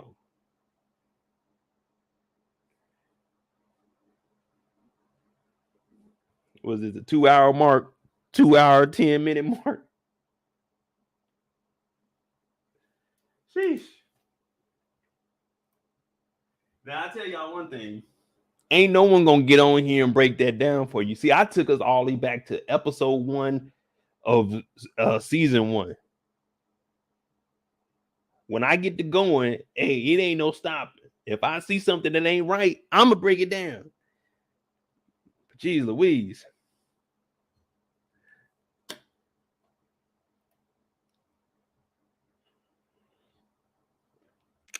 Hey, where my boy Brillo at? My boy Brillo at? Matter of fact, I'm opening up the lines. I'm gonna call. I got my boy Brillo coming on here. We got Big Facts himself on here. You know what I'm saying? My dog Brillo. Brillo, hit this link, bro. Yeah. And they said that's got to be the crown hitting there. Nah, that ain't the crown. That's that heart. They landed on the crown. Okay. Hey, Fillmore, I'll bring you up. My boy Brillo said 5 minutes. But yeah, I'm gonna put the link in there for you. They said the crown was getting to you. I told y'all I wanted to get right for y'all. I'm not, well, I can't make any guarantees, but for the most part, 99% of the time, I'm not going to be sloppy on here. I'm not going to, say I don't want to be, unprofessional. But sometimes you got to drink a little bit.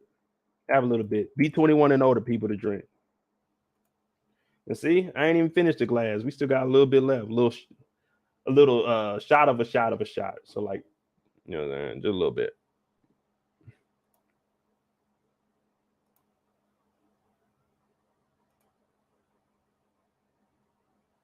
Hey, yo.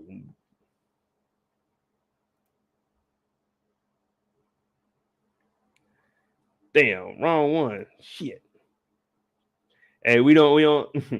Nick said a swallow. Pause. No, it was a swig. We don't do no a gulp. Oh, Yolanda. Hey, damn. Okay, there you go. Philmo said, I'm almost 40. I feel you.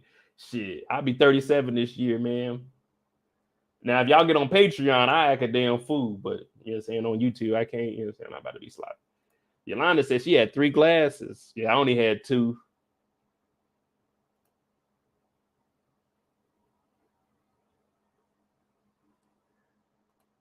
Yeah, I got the link up there, Fillmore, if you want to hit that. Anybody else want to jump on? That's what I do. I have the lines open for the remainder of the night.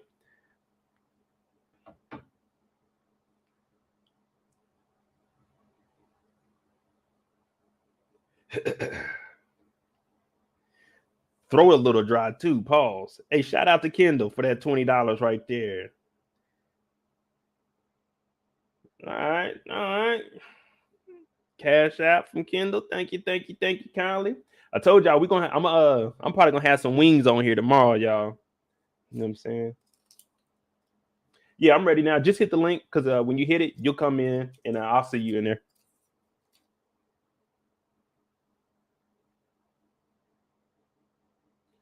But yeah, that was a good rant right there. Yolanda, egg not. What does egg mean? I ain't got no egg.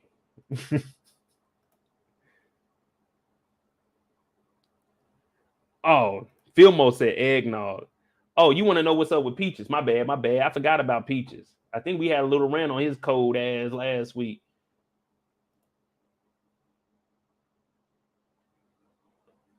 Hey, Brillo, I'm gonna bring in Fillmore real quick, and then I got you, bro, because me and you can talk a little bit. Hey, Brillo, I'm gonna bring in Fillmore real quick, and then what's going on, bro? What's happening, fam? Nothing much, man. What you got? Oh man, I just wanted to give a quick shout out. Appreciate for the love. Thank you, brother. But what I wanted to comment on was the whole scene at the end, like the last scene that Franklin had. That shit was like super old school from the 3rd season when he was telling niggas he built it brick by brick. Yes, sir. Yeah, I loved it because he was playing nice. Anybody else who would have asked Frank for Teddy Connect, he would have killed him. Mm-hmm. I mean, because he does. I mean, we did to White Boy Rick, and then Man Boy was trying to get the connect from him. So he was giving Aunt Louie a big pass. Yeah, and Until that's what the end, he just snapped on her. That's what I was saying with the rant. It's like, don't tell me I don't know what the streets are like. I've been doing this. I'm keeping y'all protected from everything. Because if you get to connect, then you could potentially be the one on the federal charges. Right now, I'm the only one they gonna come at. Like, y'all can always snitch up. I can't snitch up. It's just me. Yeah, because he gave him everything. Like, he gave him a lifestyle. He gave him product. He gave him money. he gave him a recipe to extend the product, and then essentially gave him protection because Teddy was messing with him once he found out he was with the CIA. It's like, this dude has been so loyal, and then you want to get mad for taking a couple shots. Like this, he know this nigga killed his pops, and he's still doing business with them to make sure that they all can eat. Yeah. So that's crazy to me. Y'all haven't even figured out what y'all doing with Scully. What do you want the connect for? If the prices is still gonna be 10 a key, what are you gonna sell him more and make zero? So now you selling 100 bricks for 10, and you're not making punking you basically, punking you for sparing your life. Like, come on now, Frank would have dead at that already. Yeah. It was just they learned their lesson. Yeah, go ahead. No, you good. You got it. I was just saying it was all nonsense because you're gonna get Teddy Connect. I told you he said it's 10,000. So what you gonna do? Go to him and you can try to negotiate. He gonna just tell you, nah, now it's 11. You know, nothing good is gonna come out of that. Because the whole thing about it was he was trying to do it nice at the end of last season when they was all talking about it can go the other way and we'll get it from somebody else. Like, okay, you're getting comfortable because if the roles were reversed, they wouldn't do Frank like that. They wouldn't even give him an opportunity. Yeah. But he let them fall on their face and still accepted him back. Like, when he could have been like, well, you can pay what Scully is paying for it. Like, I'm going to treat y'all like everybody else. Because those were in-house prices. Yeah. It's just ungrateful. You don't see Leon complaining. Leon said 10. All right, it is what it is, man. Bet. Leon is life, though. Real talk, though. Everybody was saying, serve Leon up. Serve Leon up. And he had his mama braid his hair.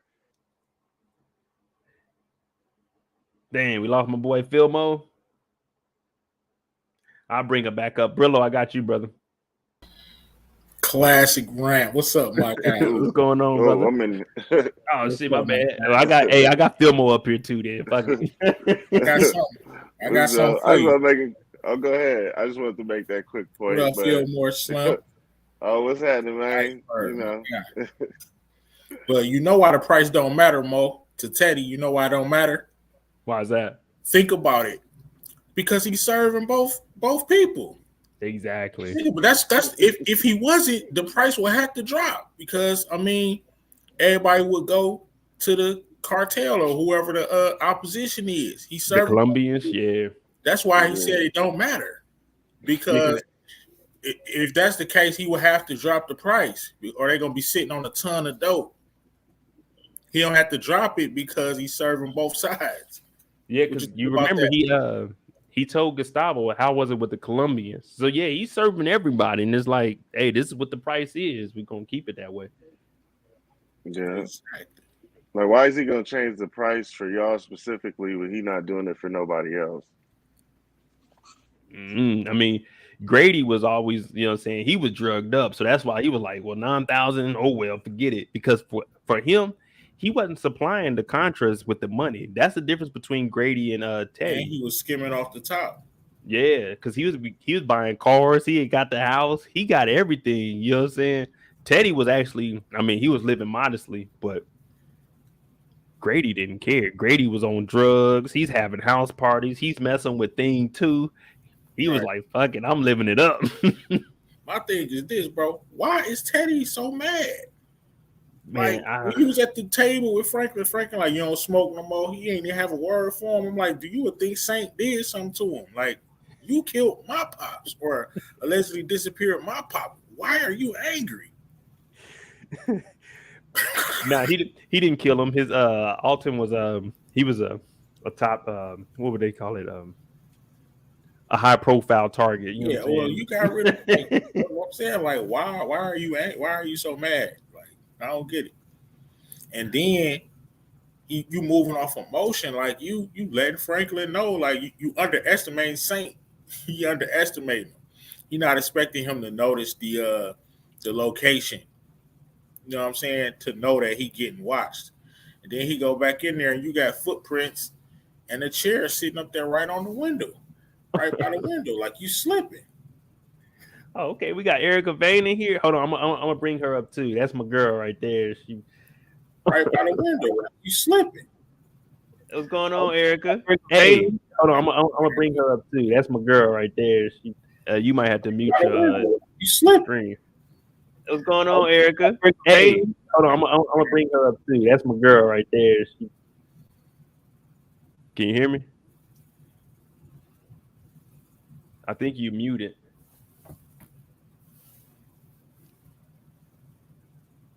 All right, y'all. If y'all haven't followed Brillo the Big Review, make sure you follow my boy. Make sure you follow my girl, Erica Vane TV. Look, my channel is all about the people. We all working and growing, so make sure you follow them all. They got YouTube channels. They do a good job also. I don't think we can hear you, Erica. Can you hear me now? Yeah, we're good now. Okay. Hi, how are y'all doing? How you doing? We good. Good. I wanted Erica, to like. This is my boy Brillo. My bad. Wait, what happened? I said this is my boy Brillo. Y'all know each other? No. You have a channel? Okay. Yeah, he does Brillo the Big Review. He goes live also. I'm usually in his live before I get onto mine. So yeah, he does it. You know what I'm saying? Oh, dope. All right, I'm gonna check you out.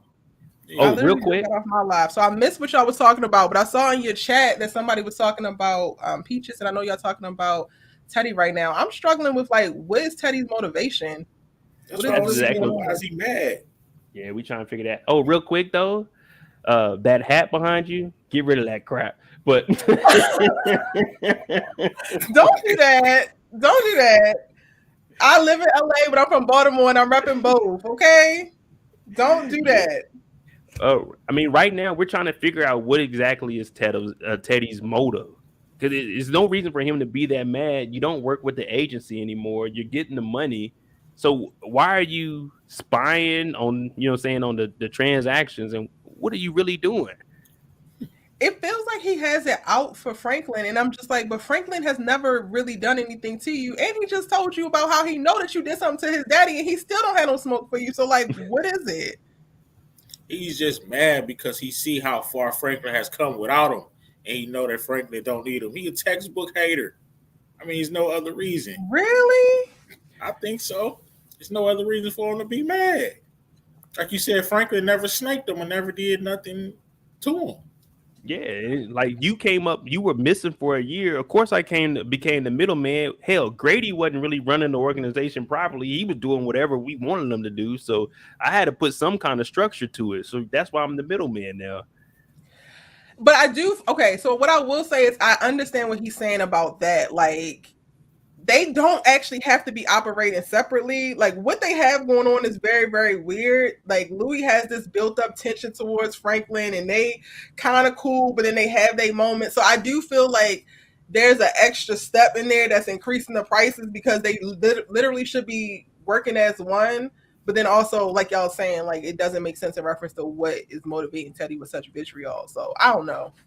Yeah, they spreading themselves thin. Everyone trying to do their own thing. If we work together, all right. If the projects ain't doing good, we can go to Scully and tell them we need a little bit more. But everyone working individually, because I don't even know how we're gonna split it up. Franklin was talking about 300 a week. I don't think the projects is doing anything but maybe 5, like maybe 10 a month. Like, come on now. Well, said Louis was doing 10 a week, but still you got 290 more of them things to get off. So 10 a week, that'll give them 40. Let's just say Leon's doing 40. That's 80. We still got 220 left. Like, come on now. What's Franklin? Who's Franklin moving it to? They can't be. And who did anybody assume Manboy's space? Like, who has Compton? Because I haven't heard anything else about that. I'm just gonna assume that Scully got all of that up under him, probably. Yeah. I was excited that they didn't actually kill Scully. How would y'all feel about that? I'm sorry if you already talked about it, but I didn't want to see Scully go. I'll go ahead. Okay, I was just gonna say I didn't want to see Scully go, but I thought my man Melo was gonna do something. But of course, I didn't want to see Scully go. Scully is one of my favorite characters. Like he real life scary. Melo can't put his coffee cup down long enough to do any damn business. Like, I think it was good. That cup too long. Yeah, he pulling up to these meetings. You thought you was a really tough guy, but I like that they didn't kill Scully because that gives us we still have a potential villain. You know, if he does get angry, that'll still give us somebody. Because as of right now, they don't really have anyone they're going against besides Teddy. You see what I'm saying? Exactly. So, unless there's another, you know what I'm saying, let's just say Compton shows back up and they go at Leon. But other than that, we don't have any villains right now until we see what Teddy's actually going to do. And that little cop, I think he's about to be a problem. Oh, Buckley?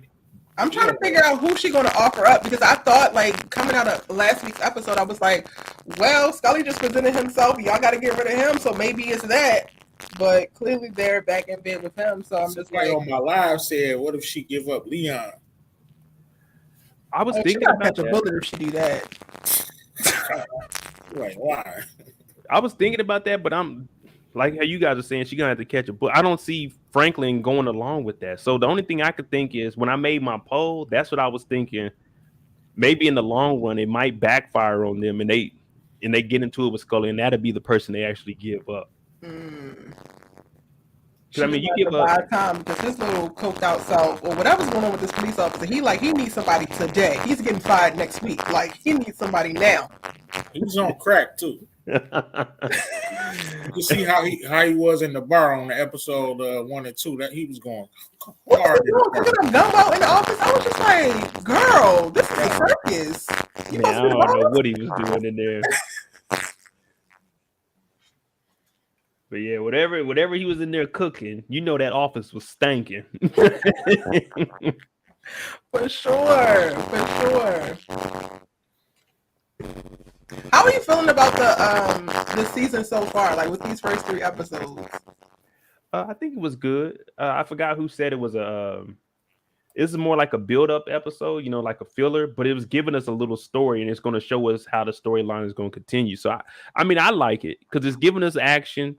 You know what I'm saying? It's not over the top yet, but you know what I'm saying? It's just letting us ease into it. Now we're starting to see the tensions between Louis and Franklin. So I like the direction it's going in. Definitely. I agree. I think it's very solid. I'll probably give it like a B so far. Mm-hmm. I've been entertained. Only thing I don't like is the commercials. That's what throwing me off, man. I'm not used to watching commercials. I'm like, what is this? I cannot watch it live. I'm already behind the 8 ball. I can't watch it live, man. I can't do that live. I mean, I'll watch it live. If I want to go through my recaps quickly, I'll watch it live. So all I gotta do is just record. Like I know what scenes, but for the most part, I try to record like while I'm watching it so it's fresh. But I like it just for the simple fact we're talking about Buckley, but we don't even know nothing about him. So that just shows us we still got more in the season that we're gonna find out. You know what I'm saying? At least for the character standpoint. So I like that. And I can see Thing 1 and Thing 2 playing a larger role also, since Jerome did mention, you know what I'm saying, they're freelance, so they're gonna go to the highest bidder. Saints, Angels. Yeah. Saints, Angels. I think it's the season is starting to like warm up for me. I think you're right. Like this was definitely a build-up episode. I feel like with the time jump, I was a little disoriented coming into the season. I'm like, I don't know what's happening, what's going on, or why it's happening. But like you said, we're getting more of the story now. So I don't know if that's your microphone, Erica. Is it? It's like a little staticky. Can you hear that, Brillo? Yeah, I hear the static. Yeah, a little bit staticky. But I mean, overall, I mean, it's a good season, though. I mean, I like the direction that it's going in, so I definitely want to see more. And I'm expecting. This is the only time I really say I expect. I expect to see Jerome getting into it with Buckley one time. Like he comes up to the club and he's hired something because him and Jerome said, "Nigga, it's your world." So right, Jerome, he ain't had no words for that boy. Your world, being pimped off. Hey, Unc is. Hey, man. Man, Unc is tough, man. He walked up in the projects, and when they had dudes lined up, I got to go back and watch it and see. That was a eerie situation. I felt like I was watching like a horror flick or something when they walked in the projects. They had dudes lined up with signs on them. Scully slicing ears off.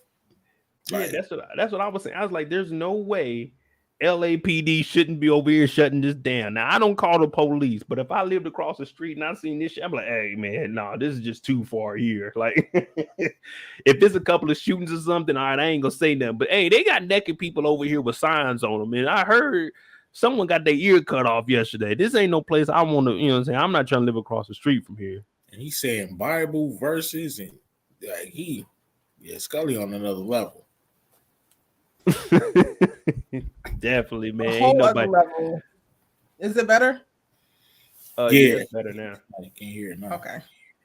Yeah, Scully is But to me, Scully is like the seasoning on the show, and we need it. So I'm totally here for him doing all types of raggedy, crazy weirdness. I agree with you on that. Are we gonna see that white room? My bad, Mo. Oh no, go ahead. Are we gonna see the white room? Remember he said take him to the white room. I want to try it out. Man, they might show it. You know what I'm saying? Like I think after he gave them Jerome the necklace, he's gonna be solid with them. So if he has an issue, it might be like Franklin or something. But as of right now, since they spared his life and he spared theirs, I don't know. I really don't see what's gonna happen. Be solid to they can't keep their word or something. Like my man Melo said, he got good days and bad days. Yeah, and so he starts smelling them like a possum again. Right, man. I'm not hanging out with Scully, bro. We good, man. I respect you, but I can't be over here. This is just not it for me. I feel like he's been through a lot. When I go back to season 2, I mean, not season 2, last season, season 4, I'm just like, at this point, I'm all here for all how unhinged he gets because he's been through a whole hell of a lot. Yeah, I mean, what I can see from Scully, just to go back on him real quick, you see how BMF did with Lamar. You know what I'm saying? It was unorthodox. We weren't expecting that from him. So I think with him getting into this religion and spiritual, they're trying to make at least have that villain type character. He's semi good right now, but you know what I'm saying? It's going to be like, damn, we didn't expect that from Scully. You see what I'm saying? Because like that. Yeah. With BMF, let's be real, Lamar carried that season. Like, I mean, don't get me wrong, Meech and them did their thing, but if Lamar wasn't in there, we wouldn't be talking about BMF in the way we were. Nah, you are 100% right about that. I'm still turning people water off. You see it? Exactly. You still can't stand the rain, and when it starts to fall, you still doing it. I'm still going with it. Lamar surprised us, and he's been the villain of the year. Like 2021, 2022, Lamar is the villain of the year. Literally, the villain that you know needs to be stopped, but as an audience member, you watching like just don't stop him. I didn't think that they were going to take him out in the season. I was like, all right, we're going to get like a good 2 seasons out of him. But I'm from Detroit, and I was rooting for Lamar. Hey, fact. I'm supposed to root for the 50 boys. This the gang right here. This the BMF.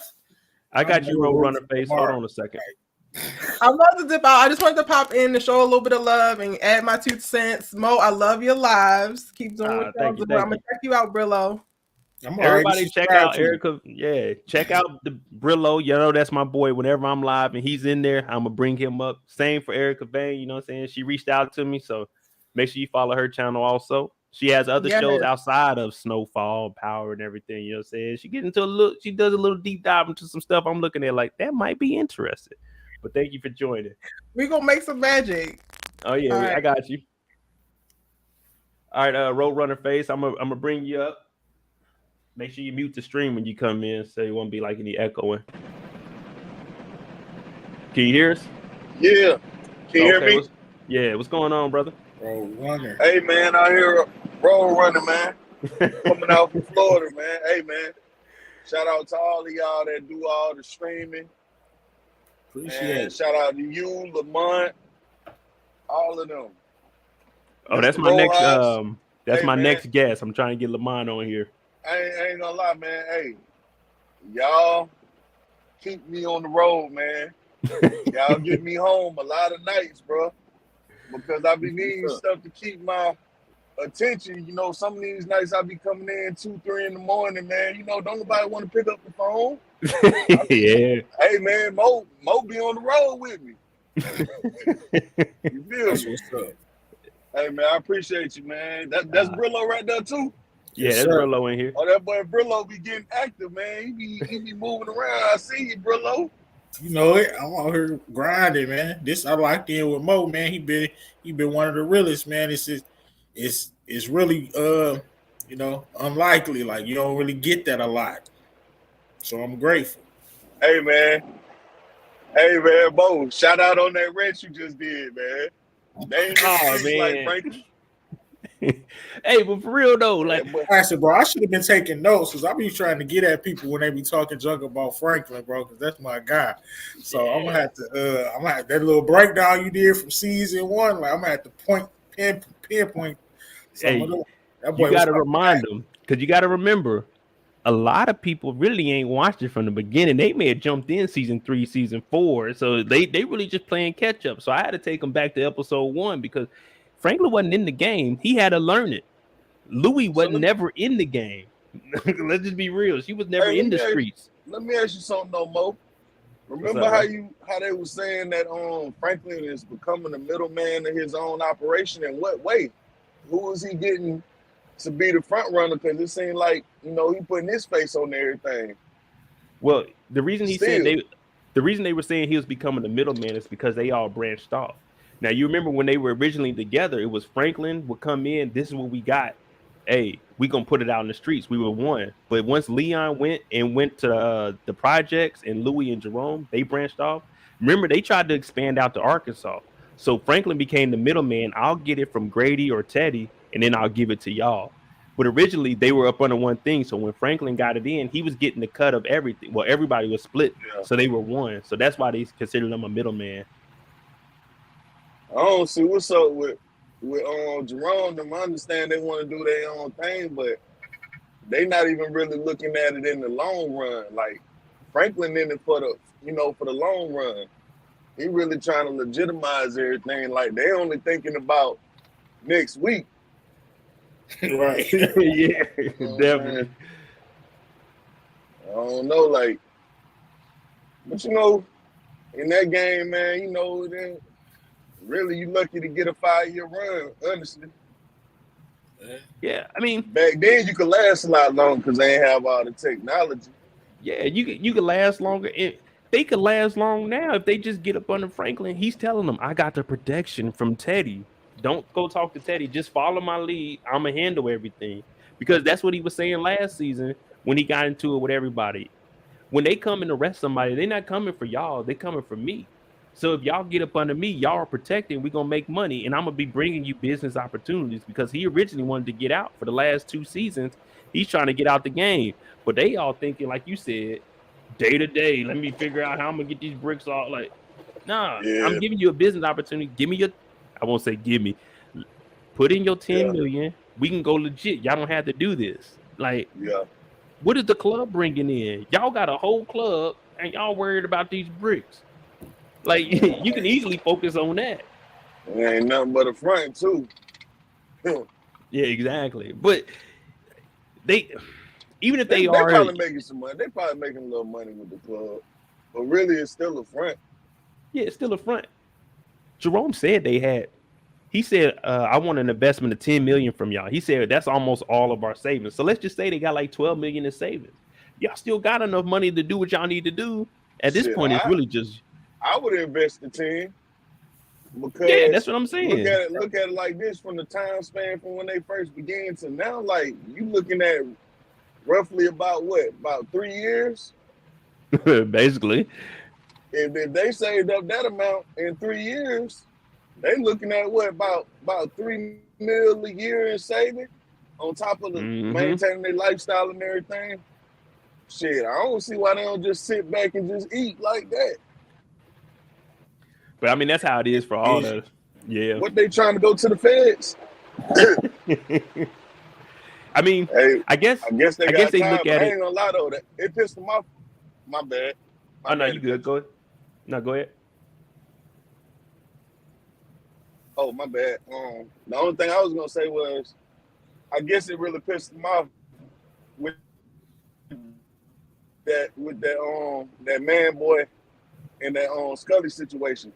Because she told him, like, Scully really just stay in his lane. Man boy, the one that's trying to, take over everything. I don't see why he tried to go with man boy instead of picking Scully's side. He tripping. That was a bad decision. Yeah, I mean, I guess you look at it from this standpoint. When you got the protection from the CIA, you know what I'm saying? It's like, hey, man, we can keep doing this. You know what I'm saying? As long as Teddy is the one giving it to us, we straight. You know what I'm saying? It's like that. It's kind of what would you call it? Like a safety net. It's like, damn, we getting it from Teddy. So as long as Teddy is working, whatever he quits the job or, saying they terminate it, that's the end of it. So we might as well run it up. That's the only thing I can see. Facts. I wanted to ask y'all one more thing. Do y'all think that they really gonna make a spinoff with the Arkansas thing? Because I could really see them making the whole show just for Arkansas. Because you gotta think like them just jumping in the whole thing off. They can basically start off like how Franklin started. That's the only thing though. Where they gonna get the bricks from unless they link them up with the Colombians? That's the only thing because their work is coming from Franklin. That's why he said Franklin is the middleman. They don't get any work unless Franklin gets it. Because you remember that's why he was asking for 300 from Grady. Yeah. So but I mean, you know what? I think he's gonna end up. I think he's gonna end up trying to link up with the Colombians in the long run, anyways. Who, Franklin? I think him and Teddy gonna have some problems. Yeah. Go ahead, Brillo. I think Teddy's serving everybody. Yeah. CIA serving everybody. The Colombians, the cartels, Franklin. Well, I agree with you, Brillo, because I forgot that when he talked to Gustavo, he was like, was everything good with the Colombians? So it seems like he's dropping it off with them also. Oh, damn. That's why that price don't matter. You know what? I didn't know how big that situation was because I guess apparently Franklin didn't know. You know, he thinking the Colombians got their own thing going on too. But he didn't even know, like, you know, you just part of the, you know, you ain't part of the pot. You know, you the plate next to the pot. But I don't know, like 300 a week, man. Hey, that's a lot of weight. Yeah, and just imagine this: they can turn 300 to 600. And I'm gonna be honest with you, they don't need to be turning nothing into nothing until they can get rid of what they got. Yeah, that's too much. That's why they don't gotta cut the dope. You don't gotta cut that. You got too much already. Yeah, man, I know that shit was so much better back then, man. You don't gotta hit it with Roadrunner reminiscing. With a 2. Talking about 600, you could probably turn that to about. Hey, you know 8. The crazy thing? I hear that even back then, man. I hear that an ounce was still about $1,400 back then. But it was so pure you could hit it and turn it to 2.5. And this is 80. What, they in 86 right now? 85, 86? Oh man. And you gotta think they were selling it for 10. Like nowadays. 40, right? I ain't gonna lie, man. I really would want to know, like, how much money do they really make in the streets compared from then to now? Like, where the hell all the money go? Locked up, I guess. Either locked up or hell. Most of these I ain't gonna lie though, man. Black people do a lot of bad business, man. I mean, we can't just put it on our people. Everybody do a lot of bad business, man. They do a lot of bad business. Hey man, yeah, most of it's either locked up or, I mean, you got to understand, it's just like what we see in here. Most of that work is brought in by the feds anyway, so it's not like, you know what I'm saying, a lot of it's tracked. Even the cartels, they working with the feds. Like every now and then you got to give up something. You know what I'm saying? You got to give up something. Story about how they, you know, every now and then they let a shipment get caught. Yeah. Anyways, man, I appreciate you for putting me on, man. I know I can't hold y'all up all night, man. I appreciate it. Oh no, we at the power hour. Once we hit 3 hours, it don't really matter at this point. But you know, so I do got to grab me something to eat. Make sure you tune in tomorrow night, Bel Air, 9 p.m. I don't know if you watch it or not. Hey man, I gotta start that show. Where you can watch Bel Air on? I've been hearing a lot about it. You can watch it on the Peacock app, or you can watch it. I think Hulu has it now. So they just started the first season? Yeah, it's on episode 6 now. Oh, okay, yeah. I can catch up real quick. I can probably watch like 2 episodes. Yeah, hey, it's worth it, bro. It ain't no dope dealing. I mean, there's some drugs in it, but it ain't no dope dealing. It's a good watch. Damn, they got drugs in Fresh Prince? Yeah, you gotta watch it, man. I can't give you too much detail. You gotta watch it. It's more of a drama instead of a comedy this time. Oh, okay. Yeah, but give it a watch. So where is it at? Is it in California or is it in Philly? Did they go to? No, it starts in Philly, so it follows the same storyline. You know what I'm saying? He ends up in Bel Air, but it's just totally different. They mix in a little bit of the old, you know what I'm saying, the nostalgia. This episode, it'd be like little bitty clips. You'd be like, oh, I remember that from this episode. But yeah, it's totally different. You just gotta watch it. Hey, so let me ask y'all, man. You know what was it like coming in this game, man? With the content, man. I ain't gonna lie, man. It's something that I love to do because I want to be able to do more with my free time that I do have. I do want to put out some content myself, but honestly, I need to just do invest it, in bro.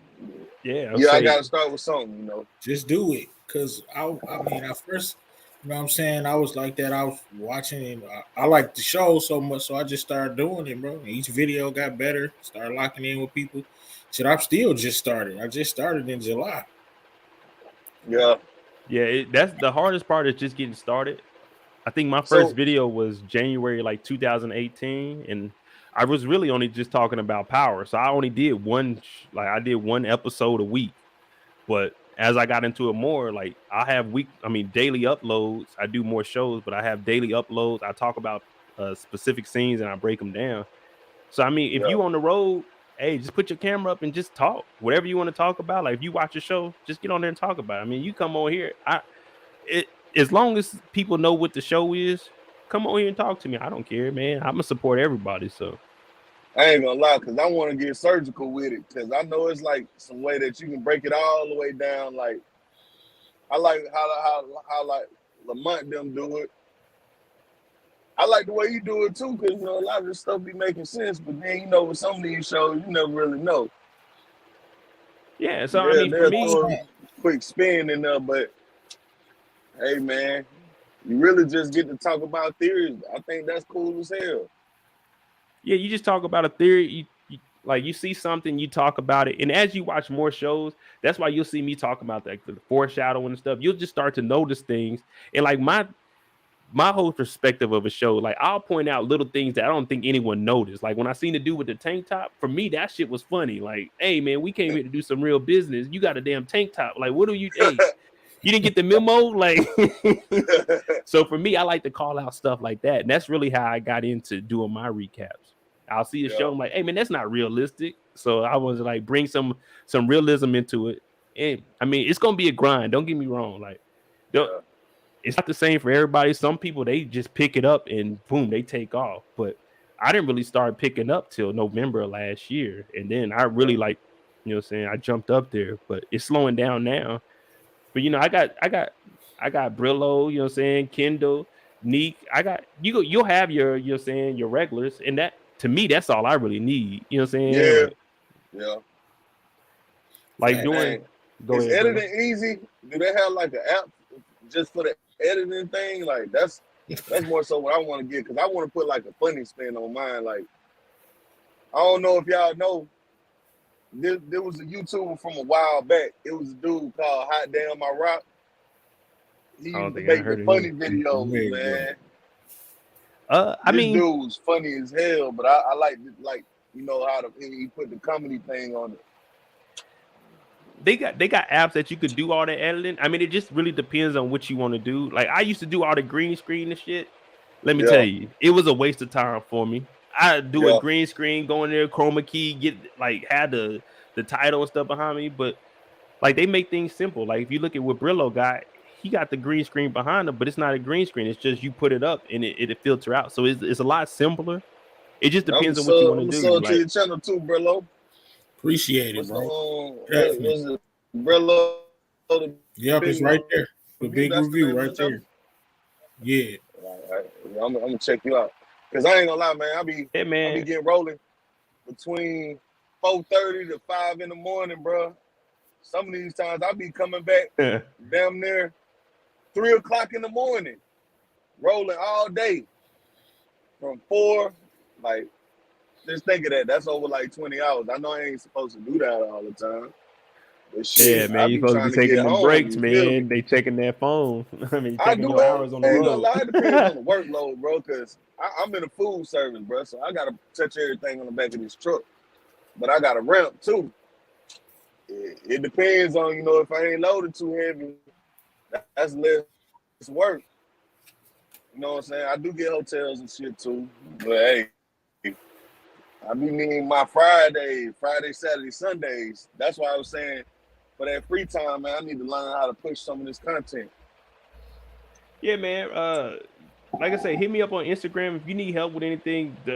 I'll respond. I'll help you out with Man, I need to make an Instagram too, man.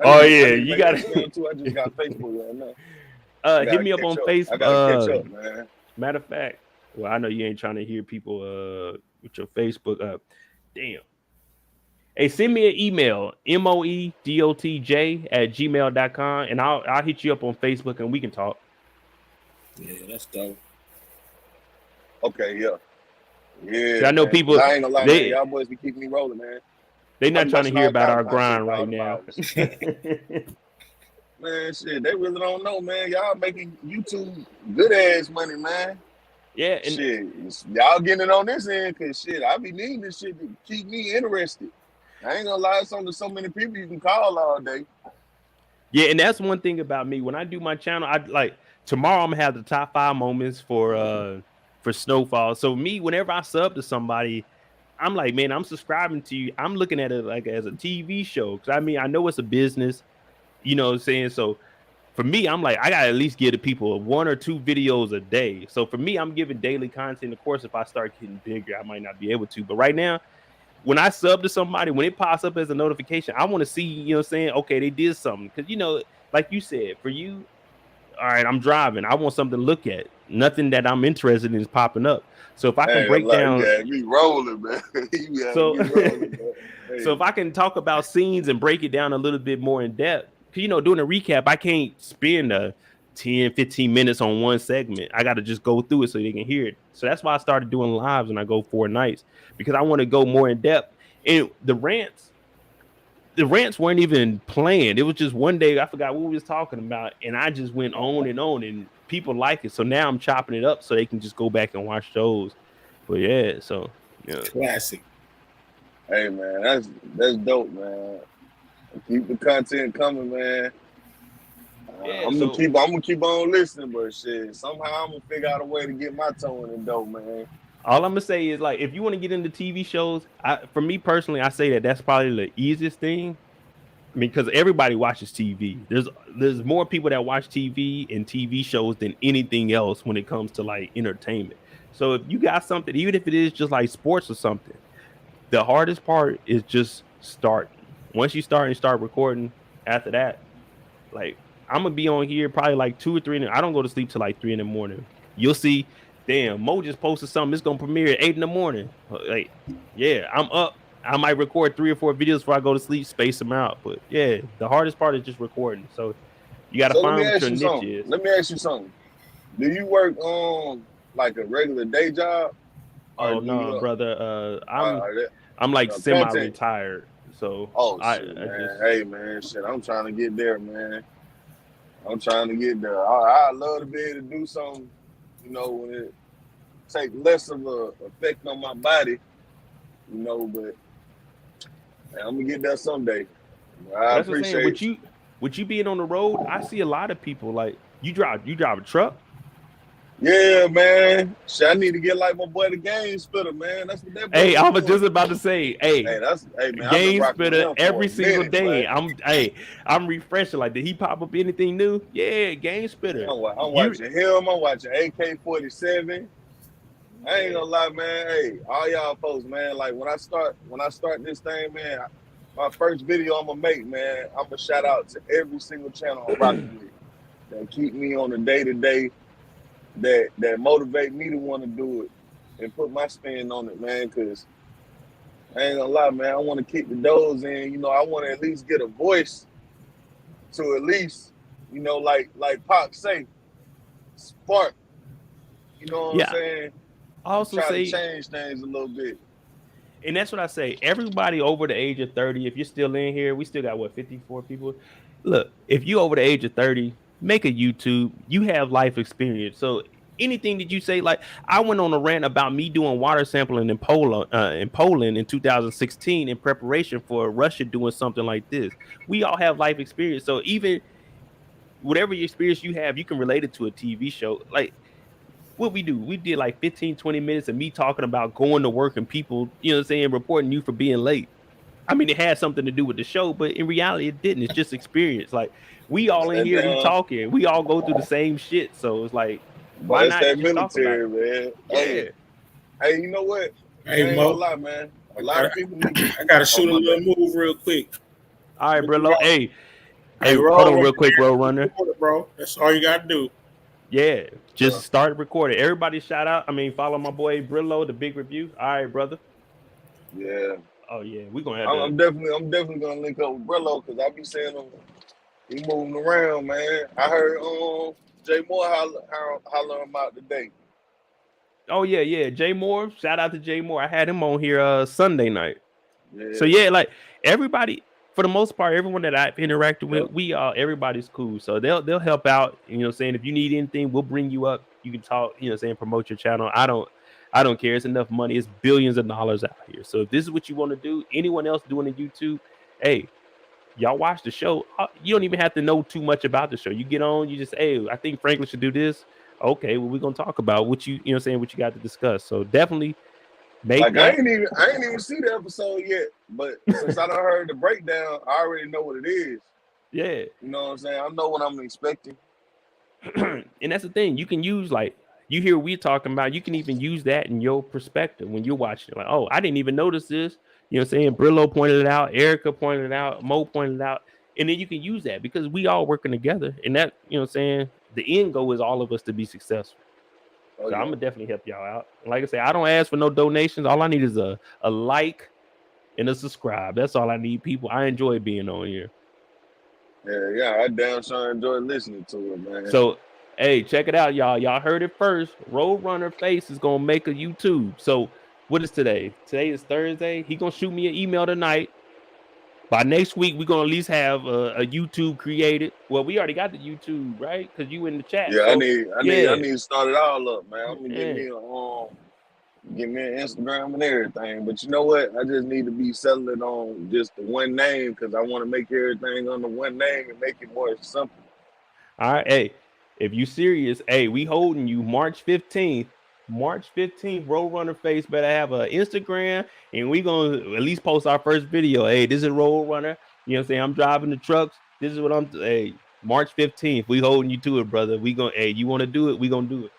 Hey, what's that sign in the background, man? I like that thing back there, man. Oh, so I had bought this shit. I had bought a light. I bought these lights, and I didn't really read into them or anything. I seen them on TV. I said, damn, this thing is tight. So I just turned them into it doesn't mean nothing, but I made it because, you know, my little logo is a TV with an antenna, like the old school TV with the antenna and the vault door on it. So this is just like an antenna. You know, when you're driving down the street, you see the phone antennas. That's what that is. I just made it like an antenna. It don't mean nothing. I want to ask you another thing. My bad. I'm just gonna ask you a lot of questions because I fuck with the drip, man, on the channel. Like your intro music. Did you make that yourself, or did you get somebody else? Because I ain't gonna lie though, that thing be slapping. So the intro music, like, that make that shit sound cool. The intro music is like I ain't gonna lie to you. I got that off of YouTube. So you got to look up copyright free because YouTube will hit you. So that's copyright free. People make beats and stuff. You know what I'm saying? So yeah, that's what that is. Yeah, because I seen the one Jay Moore got. I was like, damn, that's impressive. It sounds like he got somebody to make a whole song for him. I was like, oh, that shit there hard. Oh, yeah, he got somebody rapping on his. Yeah, bro, I ain't gonna lie. I was like, hey, I like that, man. He took the time out, broke the bread off of whatever he had to do. Like, you know, it's all about presentation. It's all about presentation. I don't even, to be honest with you, oh, there it go. Can you hear that? You say what? Can you hear that? Not yet.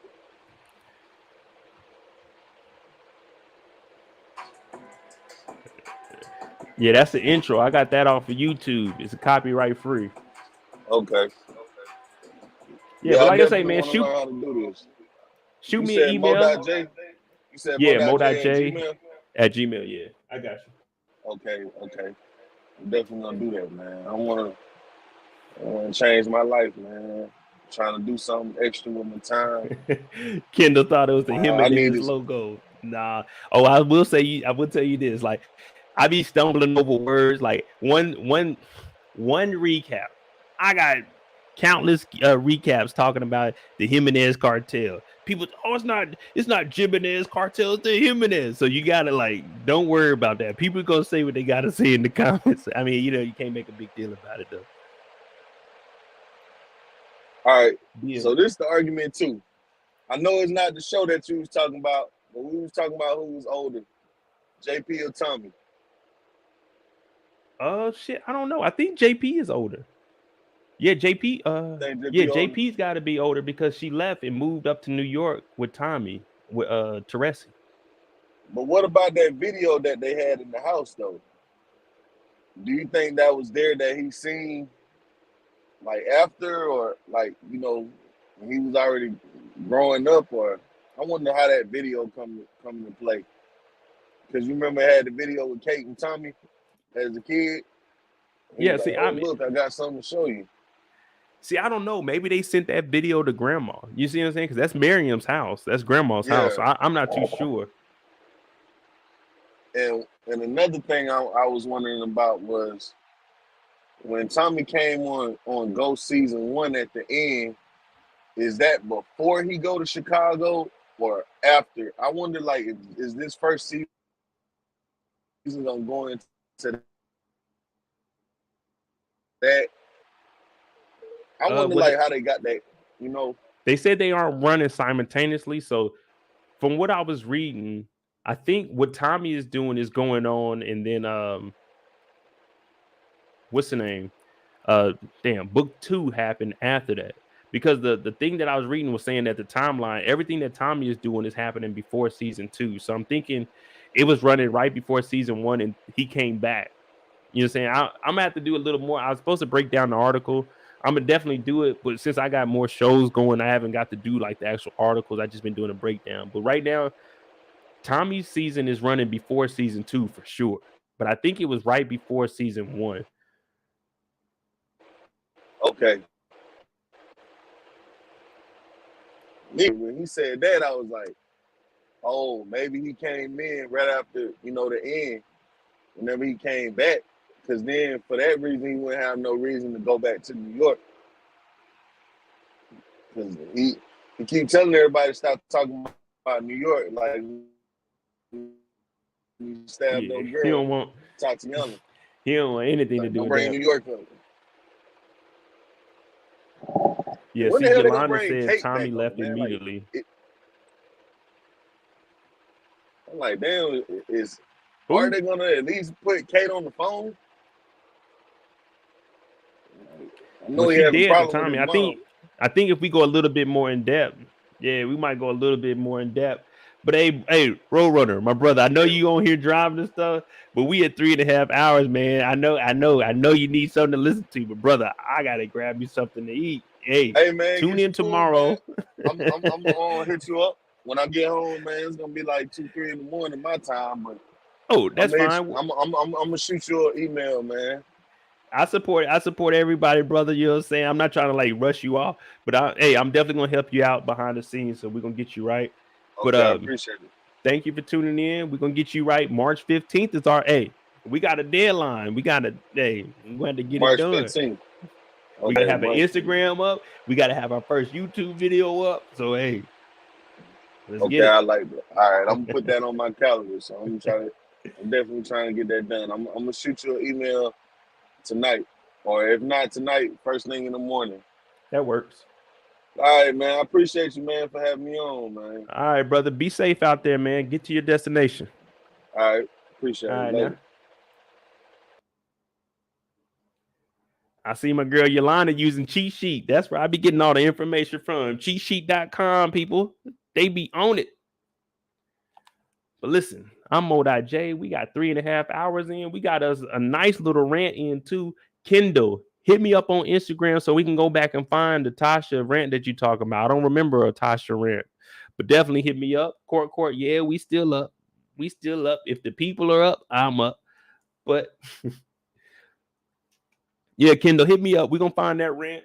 I got Zip Tie rant coming up tomorrow from Euphoria. If y'all were tuning in Monday, we got that. If you're new to the channel, I'm Mo.J. We go live 4 nights a week. Monday, Thursday, Friday, Sunday, 9 p.m. Eastern. Actually, we need to find us a new show for Monday since Euphoria is over with. It might be a free night where we can talk about any show. And if you guys want to ask any questions about anything else starting to YouTube, we can definitely do that. But definitely, if you like the content on the channel, hit that like button, hit that subscribe button before you get out of here. This is a safe spot. You can talk about anything. You know what I'm saying? We joke around, we clown, but we only keep it specific to the TV show. You might get a rant out of me. It just depends on what the people want.